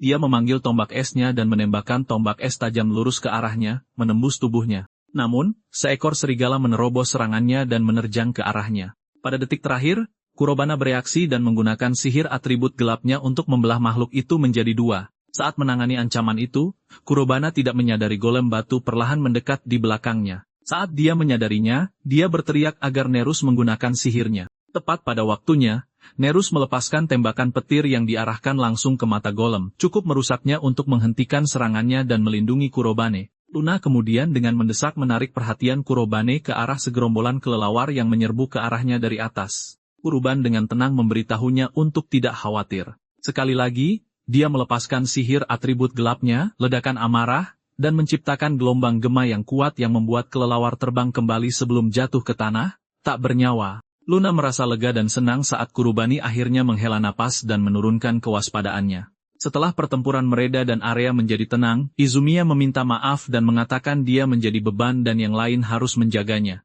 Terus juga meminta maaf, mengakui bahwa reaksinya lebih lambat dari yang seharusnya. Kurobane segera meyakinkan mereka berdua, dan memberitahu mereka bahwa mereka melakukannya dengan baik, terutama karena ini adalah pertama kalinya mereka menghadapi begitu banyak monster sekaligus. Izumiya dan Nerus merasa sedikit lebih baik tetapi rasa ingin tahu dengan cepat menggantikan kelegaan mereka. Terus bertanya sihir macam apa yang digunakan Kurobane, karena itu sangat kuat dan tidak seperti apapun yang pernah dia lihat sebelumnya. Dia bahkan bertanya apakah Azumiya sudah tahu tentang itu, tetapi dia mengakui bahwa dia tidak tahu meskipun dia telah melihat Kurobane menggunakannya beberapa kali. Kurobane menyadari bahwa jika dia ingin mendapatkan kepercayaan penuh mereka, dia harus jujur. Dia mengatakan yang sebenarnya dan menjelaskan bahwa dia menggunakan sihir atribut gelap. Dia menghindari detail yang mendalam karena mereka masih di dalam gerbang dan bahaya belum sepenuhnya berlalu. Dia hanya menjelaskan bahwa itu adalah jenis sihir dengan properti dan efek yang tidak dimiliki oleh keempat atribut yang dikenal. Terus bertanya apakah Kurubaine menggunakannya selama pertempuran pura-pura atau apakah dia menyembunyikannya. Kurubaine menjawab bahwa dia tidak bisa dengan bebas menggunakannya di depan banyak orang karena dia tidak ingin rahasianya tersebar. Dia kemudian mengingatkan mereka bahwa fokus utama mereka saat ini adalah mengalahkan bos gerbang ini. Dan dengan itu, mereka bergerak maju dan melanjutkan perjalanan mereka. Saat mereka berjalan, Izumiya diam-diam merenungkan apa yang disaksikannya. Dari kekuatan, kontrol, dan presisi Kurabane, dia bisa tahu bahwa dia telah berlatih tanpa henti untuk mencapai level ini. Dia bertanya-tanya apakah ada alasan yang lebih dalam mengapa dia memaksakan dirinya begitu keras. Pikiran itu melekat di benaknya. Dan meskipun dia merasa malu untuk mengakuinya, rasa ingin tahunya tentang dia terus tumbuh. Tidak lama setelah itu, mereka bertiga akhirnya tiba dan berdiri berhadapan dengan monster boss yang menunggu di depan. Makhluk yang menunggu mereka adalah naga kristal. Di dunia lama Kurobein, ia memiliki kulit luar yang keras, membuatnya sangat sulit untuk dilawan. Kurobein maju dengan percaya diri, memberitahu Azumiya dan Narus bahwa dia akan menangani bagian depan dan mereka perlu melindungi punggungnya. Dia menginstruksikan mereka untuk mengincar kakinya dari belakang. Kedua rekan satu timnya segera memahami rencananya, dan mereka menyaksikan Kuroban berlari lurus ke arah naga es tanpa ragu-ragu. Bekerja sama dengan mulus, Izumiya dan Nerus menggunakan sihir mereka untuk membekukan kaki naga ke tanah, menahannya di tempat. Kurobane melompat ke udara menggunakan sihir atribut gelapnya dan menyerang naga dengan presisi, memberikan tebasan kuat yang membelah naga menjadi dua. Nerus dan Izumiya menatap tak percaya saat naga itu hancur seperti kristal yang mengeras. Sebuah tontonan kekuatan yang belum pernah mereka saksikan sebelumnya. Tampilan sihir atribut gelap Kurobein membuat mereka benar-benar takjub. Segera trio itu muncul di luar gerbang di mana kepala sekolah sudah menunggu, terkejut melihat mereka kembali begitu cepat. Tim tersebut telah melampaui semua harapannya, dan kebahagiaannya terlihat jelas. Kurobein memperhatikan bahwa kepala sekolah juga telah berurusan dengan monster yang bersembunyi di luar, dan kepala sekolah tertawa, mengatakan bahwa itu cukup mudah untuk ditangani. Dia kemudian melihat Nerus, mencatat bahwa dia telah bergabung dengan tim mereka, dan Kurobane mengonfirmasi bahwa mereka telah mengalahkan bos dan berhasil menutup gerbang. Kepala sekolah mengakui bahwa mereka begitu kuat sehingga dia hampir lupa sejenak bahwa mereka adalah siswa. Kurobane kemudian melangkah maju dengan sebuah proposal, menjelaskan bahwa karena berurusan dengan gerbang menjadi lebih penting di masa depan, mereka bertiga telah memutuskan untuk membentuk sebuah klan. Karena mereka masih pelajar, dia meminta izin kepala sekolah untuk secara resmi mendirikan klan dan mendapatkan hak untuk menutup gerbang. Kepala sekolah belum pernah menerima permintaan seperti ini sebelumnya, dan dia menatap Kurobane dengan rasa ingin tahu saat dia menjelaskan. Saber saat ini kekurangan personel, katanya, dan dia percaya bahwa dengan kekuatan gabungan mereka bertiga dapat bekerja sama secara efektif. Jenis mempertimbangkan ide itu sejenak. Dia tahu tidak ada preseden bagi siswa yang membentuk klan untuk menutup gerbang. Tapi melihat mereka bertiga, dia merasa mereka mungkin memiliki cukup kekuatan untuk melakukannya.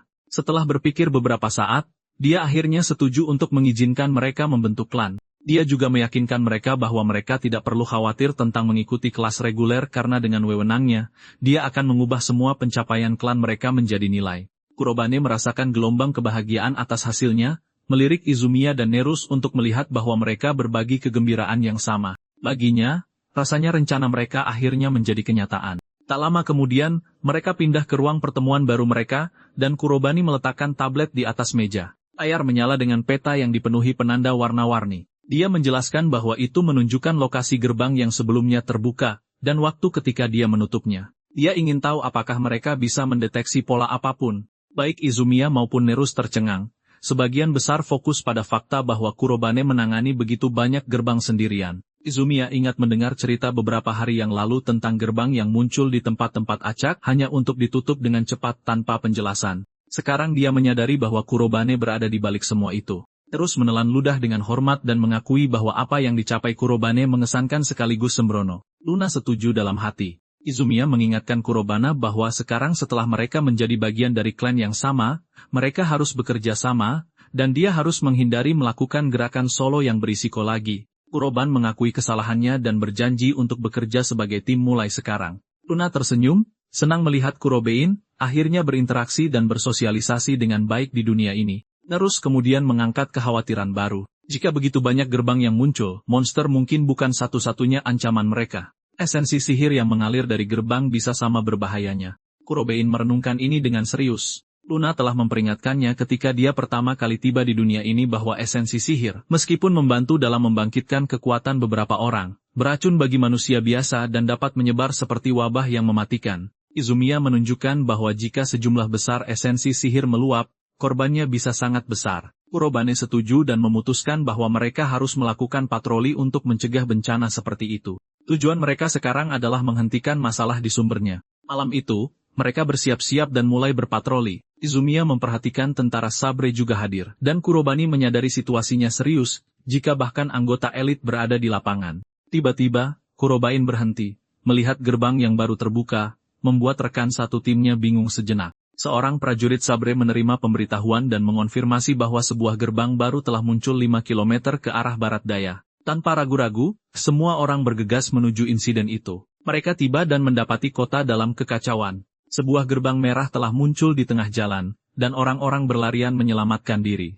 Seorang wanita berlari kencang dengan anaknya yang tersandung dan jatuh. Sebelum anak itu bisa bangun, seekor serigala menerkam mereka. Anak itu tidak berdaya, tetapi pada detik terakhir, Kurobani melompat dan membunuh serigala dengan cakar mematikannya, menyelamatkan gadis itu. Sang ibu berterima kasih, tetapi Kurobani hanya fokus memeriksa bahwa dia dan anaknya aman. Dia melihat tentara Sabre di area itu, dan dengan cepat memutuskan untuk menyerahkan ancaman luar kepada mereka sementara dia dan timnya memasuki gerbang. Saat dia memberi perintah, dia tidak memperhatikan gadis yang baru saja dia selamatkan menatapnya dengan kekaguman, melihatnya sebagai panutan. Segera, Kurobani memperhatikan beberapa obrolan di antara para prajurit dan berjalan ke arah mereka, memperkenalkan dirinya dan timnya sebagai siswa dari Akademi Kekaisaran Suci. Kepala sekolah telah memberi mereka izin untuk membentuk klan dan memasuki gerbang. Prajurit itu mengenali mereka dari rumor dan juga tahu bahwa kepala sekolah telah memberitahu bahwa mereka akan muncul. Kurobein memperhatikan ketegangan dan bertanya apakah sesuatu telah terjadi. Prajurit itu menjelaskan bahwa tim pembersih masuk ke dalam gerbang tetapi sekarang telah kehilangan kontak. Mereka tidak tahu apakah tim itu aman. Komunikator tidak berfungsi, tetapi tidak rusak, yang hanya bisa berarti bahwa sesuatu di dalam gerbang telah mengganggu sinyal. Terus bertanya apakah mereka akan menyelamatkan mereka, tetapi prajurit itu menjawab bahwa mereka sibuk menangani monster di luar dan melindungi kota. Prioritas utama mereka adalah mengevakuasi warga, dan mereka berharap rekan-rekan mereka di dalam berjuang dengan tekad yang sama. Mereka tidak bisa berbuat apa-apa lagi saat ini. Kurobain dan timnya menyadari bahwa menyelamatkan mereka sekarang juga menjadi misi mereka. Dia memutuskan mereka akan menyerahkan bagian luar kepada para prajurit dan masuk sendiri ke dalam gerbang. Prajurit itu memperingatkan mereka bahwa itu sangat berbahaya, tetapi saat itu kepala sekolah muncul, mengatakan mereka tidak perlu khawatir. Dia menjelaskan bahwa mereka adalah pemuda berbakat dan penyihir yang hebat, tidak hanya dipersenjatai dengan kekuatan, tetapi juga dengan tekad dan rasa tanggung jawab. Segera, mereka bertiga melangkah masuk ke dalam gerbang. Izumiya memperhatikan kabut tebal yang membuat sulit untuk melihat, tetapi itu tidak masalah. Mereka di sini untuk satu alasan, untuk melenyapkan monster dan melindungi semua orang. Kurobein mengumumkan bahwa ini adalah pertama kalinya mereka menaklukkan gerbang sebagai klan, dan mereka akan memberikan segalanya. Saat mereka bertiga berlari melewati gerbang berkabut, mereka melihat monster mati berserakan di jalan. Mereka menyadari bahwa ini pasti yang dikalahkan oleh tim sebelumnya, yang meyakinkan mereka bahwa mereka menuju ke arah yang benar. Terus merenungkan fakta bahwa ini adalah situasi yang bahkan tidak bisa ditangani dengan mudah oleh elit Sabre. Mereka kurang pengalaman, dan dia berharap semua orang masih aman. Kurobain mengingatkan mereka bahwa monster bosnya mungkin lebih kuat, tetapi mereka tidak boleh membiarkan itu menggoyahkan kepercayaan diri mereka. Prioritas mereka sekarang adalah menyelamatkan semua orang yang hilang. Izumiya bertekad, percaya bahwa dengan sihir atribut gelap Kurobani, mereka seharusnya tidak akan mengalami masalah. Dia yakin bahwa begitu Kurobani ada di sana, semua orang bisa diselamatkan. Kemudian dia mengoreksi dirinya sendiri, menyadari bahwa jika Kurobani bertarung sendirian, tidak akan ada kebutuhan untuk sebuah klan. Dia memutuskan dia tidak akan bertindak di bawahnya, tetapi sebagai rekan satu timnya. Terus memiliki tekad yang sama, berjanji pada dirinya sendiri bahwa dia tidak akan menjadi beban bagi Kurobane atau Izumiya dan bahwa dia akan menunjukkan kekuatannya. Sementara itu, para prajurit Saber sedang berjuang melawan monster slime raksasa. Mereka menyerang dengan bola api, tetapi setiap kali, slime itu membentuk penghalang pelindung di sekelilingnya. Para prajurit terluka dan frustrasi. Seorang anak laki-laki yang terluka terbaring di tanah memohon rekan-rekannya untuk meninggalkannya dan mundur ke tempat yang aman. Prajurit di sampingnya berteriak agar dia tidak bodoh, tetapi gangguan itu memungkinkan slime menyerang. Para prajurit bergegas mengangkat dinding pertahanan mereka, tetapi mereka terlambat. Slime itu menyerang mereka satu persatu, menjatuhkan mereka ke tanah. Prajurit yang terluka itu menyalahkan dirinya sendiri karena menjadi beban. Dia bersiap untuk mati saat slime itu berbalik ke arahnya. Pada saat terakhir, sebuah bola api ungu meletus dari atas, dan dia bergegas berdiri, menatap Kurabane. Dia bertanya siapa dia, tetapi Kurabane tidak menjawab, hanya memastikan dalam hati bahwa mereka pastilah prajurit sabar. Prajurit itu memperhatikan seragam mereka dan dengan ragu bertanya apakah mereka benar-benar siswa. Sekali lagi, Kurabane tetap diam. Izumiya melihat kelemahan slime di intinya dan mendesak Nerus untuk menyerang bersamanya. Dia maju menyerang, tidak menyadari bahwa slime yang jatuh itu mulai bergerak. Kurabane mencoba memperingatkannya, tetapi sudah terlambat. Slime itu mendarat di kepalanya, menahannya ke tanah, terus bergegas menolongnya, tetapi dia juga ikut terjebak. Slime itu bersiap untuk menyerang mereka berdua, tetapi Kurabane turun tangan pada detik terakhir. Dia melepaskan sihir atribut gelapnya, menembakkan ledakan jahat besar yang menghancurkan serangan slime dan melindungi rekan satu timnya. Slime itu menguap ke udara saat semua orang menonton, terpana oleh kekuatan Kurabane dan tekadnya untuk membela teman-temannya. Naik ke udara sekali lagi, dia memfokuskan sihirnya dan memusnahkan monster itu sepenuhnya, membelahnya menjadi dua. Para prajurit menonton dengan kagum, dan setelah pertarungan selesai, mereka bersukacita atas kemenangan mereka. Menyaksikan secara langsung amarah dan kekuatan Kurabane serta tekadnya yang tak tergoyahkan untuk melindungi klannya. Setelah mereka keluar dari gerbang, para prajurit secara pribadi berterima kasih kepada para siswa atas semua yang telah mereka lakukan.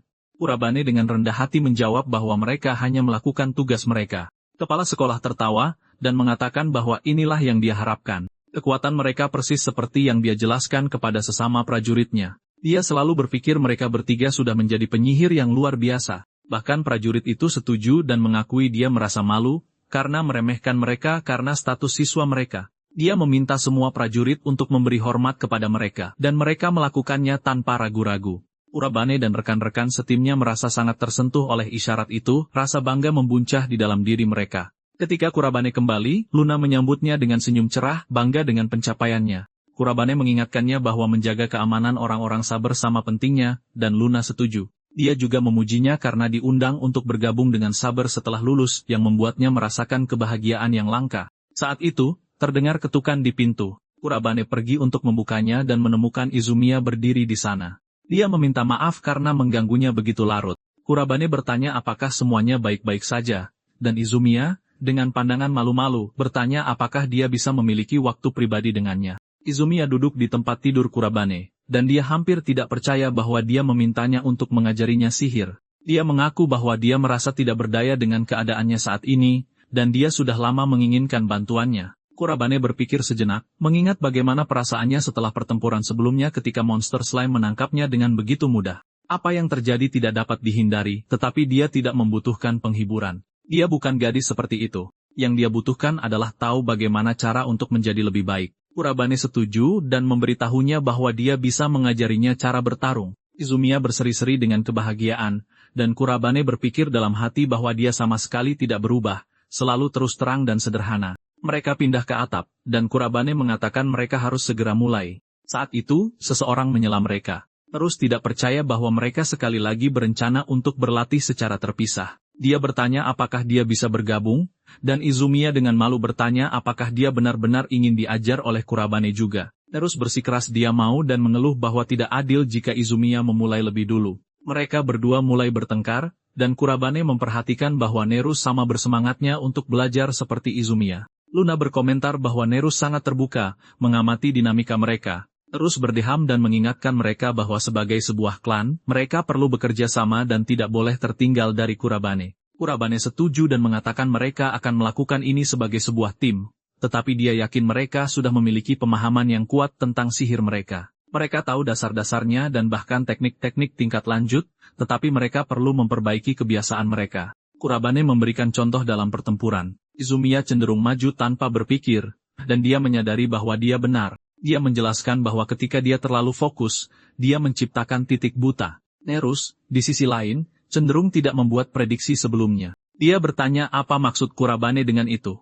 Kurabane menjelaskan bahwa hal terpenting dalam pertempuran adalah bersiap untuk yang terburuk. Misalnya, ketika Izumiya menghadapi monster slime sebelumnya, dia seharusnya memprediksi monster itu akan menyerangnya ketika dia maju untuk membantu, tetapi dia tidak melakukannya. Nerus menyadari kesalahannya dan mengakui bahwa dia panik. Kurabane memberitahu mereka bahwa ini bukan pertarungan tiruan sekolah. Pertarungan nyata memiliki banyak variabel, dan mereka harus beradaptasi. Latihan pertama mereka adalah untuk memperluas bidang pandang mereka, dan terbiasa dengan pertarungan nyata. Kurabane memanggil serigala menggunakan sihir bayangannya, identik dengan yang mereka lawan sebelumnya. Dia menginstruksikan mereka untuk menghindari serangannya sambil menembakkan sihir mereka.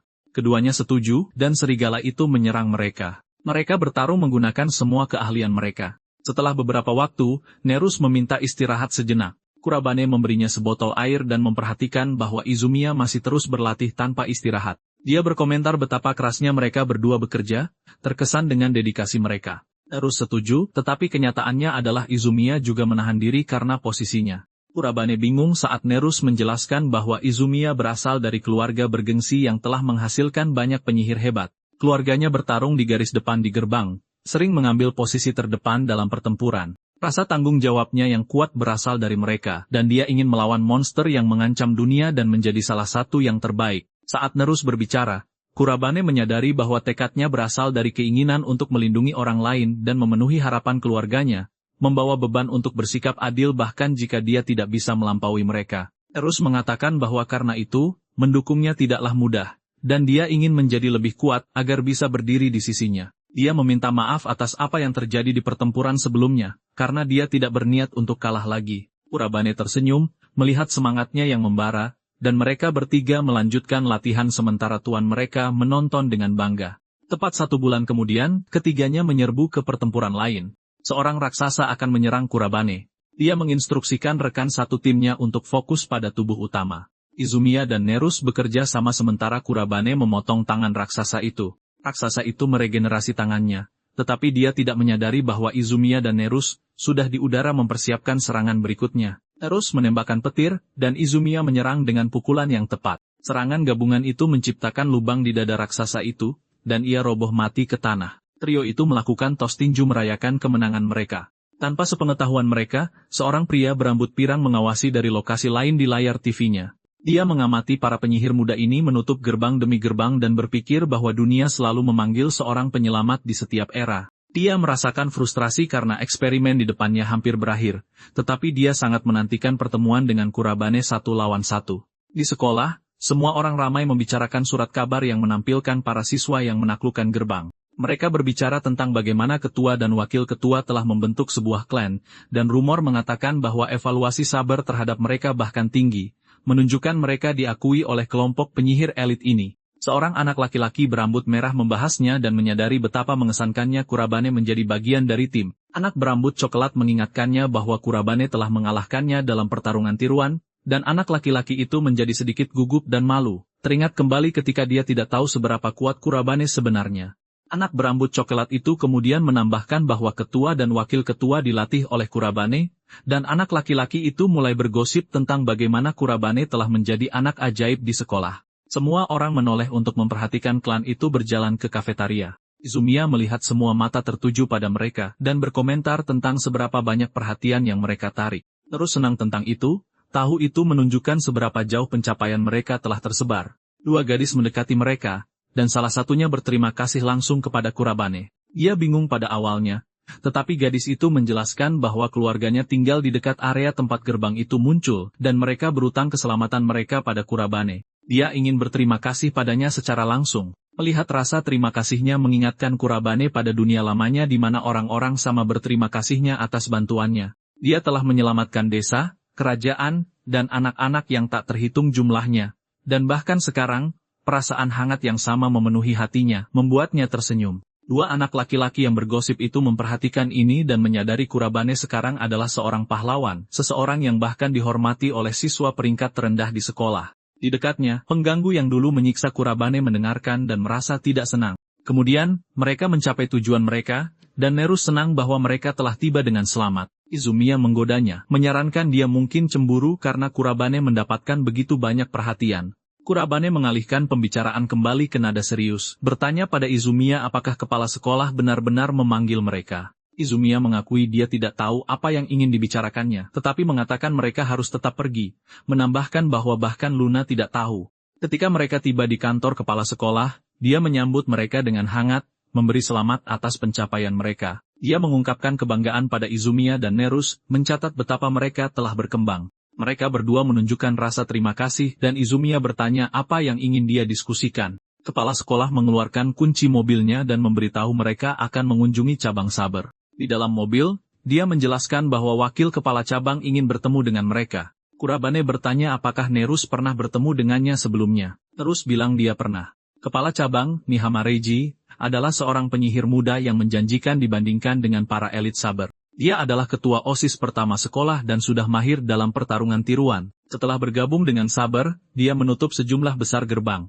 Izumiya bingung mengapa orang seperti dia akan memanggil mereka. Kepala sekolah mengatakan itu adalah sesuatu yang perlu mereka nantikan. Kurabane merasakan ada alasan dan menjadi penasaran. Mereka tiba di cabang ke-7 Saber.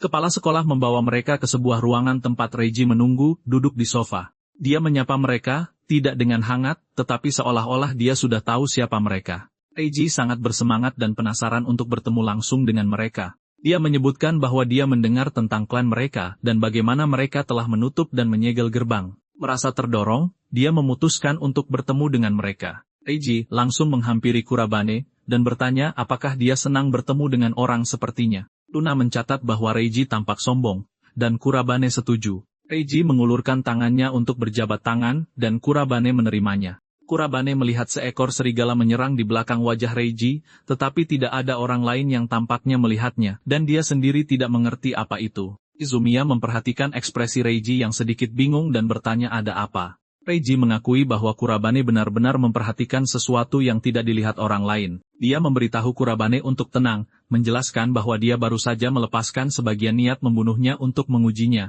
Dia berencana untuk hanya menyapa mereka dan memberi mereka hari libur, tetapi sekarang dia telah berubah pikiran. Dia mengumumkan bahwa mereka akan berduel dan bahwa dia akan menghadapi Kurabane dalam pertarungan. Di tempat latihan dalam ruangan cabang, Kurabane dan Reiji saling berhadapan. Reiji berkomentar bahwa rasanya membosankan tanpa banyak penonton, tetapi untuk saat ini cukuplah. Dengan begitu, Kurabane bisa menggunakan lebih banyak kekuatannya tanpa ada yang melihat. Kurabane menyadari Reiji benar, tetapi dia bertekad. Sebelumnya di kantor mereka, Kurabane bertanya apakah Reiji benar-benar serius tentang pertarungan tiruan dengan wakil kepala cabang. Reiji mengungkapkan bahwa dia adalah seorang maniak pertempuran dan hanya ingin bertarung. Dari apa yang dia amati, Kurabane memiliki banyak potensi, dan dia bahkan memperhatikan niat membunuh yang dilepaskan Kurabane sebelumnya. Reiji merasa Kurabane memiliki keahlian untuk menandinginya. Sekarang mereka berdiri di tempat latihan, siap untuk berhadapan. Saber hanya mengumpulkan para penyihir elit dan Reiji berada di antara yang teratas. Dia penasaran dengan kemampuan Kurabane, tetapi yang lebih penting, dia perlu memahami perasaan intimidasi aneh yang dia rasakan sebelumnya. Kepala sekolah merasa gugup karena Reiji selalu intens, tetapi dia melihat sisi positifnya. Dia ingin mengukur kemampuan Kurabane dan melihat apa yang bisa dia lakukan dalam pertarungan sungguhan. Dia percaya pada Kurabane, tetapi dia juga tahu wakil kepala cabang adalah seorang profesional sejati. Jadi itu akan sulit. Izumiya, bagaimanapun, tidak ragu. Jika ada yang menantang Kurabane, dia tahu mereka akan kalah. Reiji menyalakan bola api, mengatakan dia akan memulai dengan sebuah tes. Dia melemparkannya ke Kurabane, yang menyadari itu adalah sihir atribut api cuka. Seharusnya lebih mudah untuk dicegat, tetapi Reiji tidak membuatnya sederhana. Bola api itu terbelah saat bergerak, mendarat di tanah dan meledak. Kurabane menghindar dengan mudah dengan terbang ke udara. Reiji bingung karena dia tidak menyadari Kurabane telah menggunakan serangan balik. Kurabane sengaja menciptakan penghalang es untuk menangkis api, dan menggunakan ledakan itu sebagai tabir asap. Kurabane menyeringai, berpikir ini akan menyenangkan. Izumiya mengagumi waktu reaksi Kurabane tetapi ingin lebih memahami bola api itu. Kepala sekolah menjelaskan bahwa itu adalah kekuatan sihir yang dikirimkan Kurabane yang terbelah setelah diluncurkan, sebuah keahlian sulit yang membutuhkan kontrol yang tepat. Terus tiba-tiba menyadari Kurabane menggunakan teknik yang sama dalam pertarungan tiruan dan merasakan sedikit cemburu, melihat perbedaan level mereka. Reiji mengumumkan sudah waktunya untuk pertempuran terakhir. Dia memanggil badai topan yang melesat ke arah Kurabane. Kekuatan apinya melampaui apapun yang pernah dihadapi Kurabane di dunia lamanya. Dia tahu dia harus melarikan diri, menggunakan kelincahan tinggi untuk memantul dari jendela dan terbang ke udara, bersiap untuk menyerang dari posisi yang menguntungkan. Kurabane menggunakan sihir atribut air untuk menyerang, tetapi Reiji menghindar pada saat terakhir. Dia tidak ingin Kurabane menghindar dengan bebas di udara, jadi dia mengumpulkan batu di sekelilingnya dan menyerang. Kurabane menyadari Reiji menggunakan sihir tanah untuk maju dan menggunakan tombak petir untuk membela diri. Keduanya bentrok, pedang bertemu dalam duel 1 lawan 1. Reiji memuji Kurabane atas penampilannya sejauh ini, tetapi dia tahu Kurabane masih memiliki kartu tersembunyi. Reiji ingin melihat sihir misterius yang digunakan Kurabane dan menolak membiarkannya bertarung tanpa mengungkapkannya. Kurabane menyadari Reiji secara praktis menantangnya untuk menunjukkan kekuatan penuhnya. Dengan seringai percaya diri, Kurabane menyalakan sihir atribut gelap bayangannya, melepaskan kekuatan sejatinya.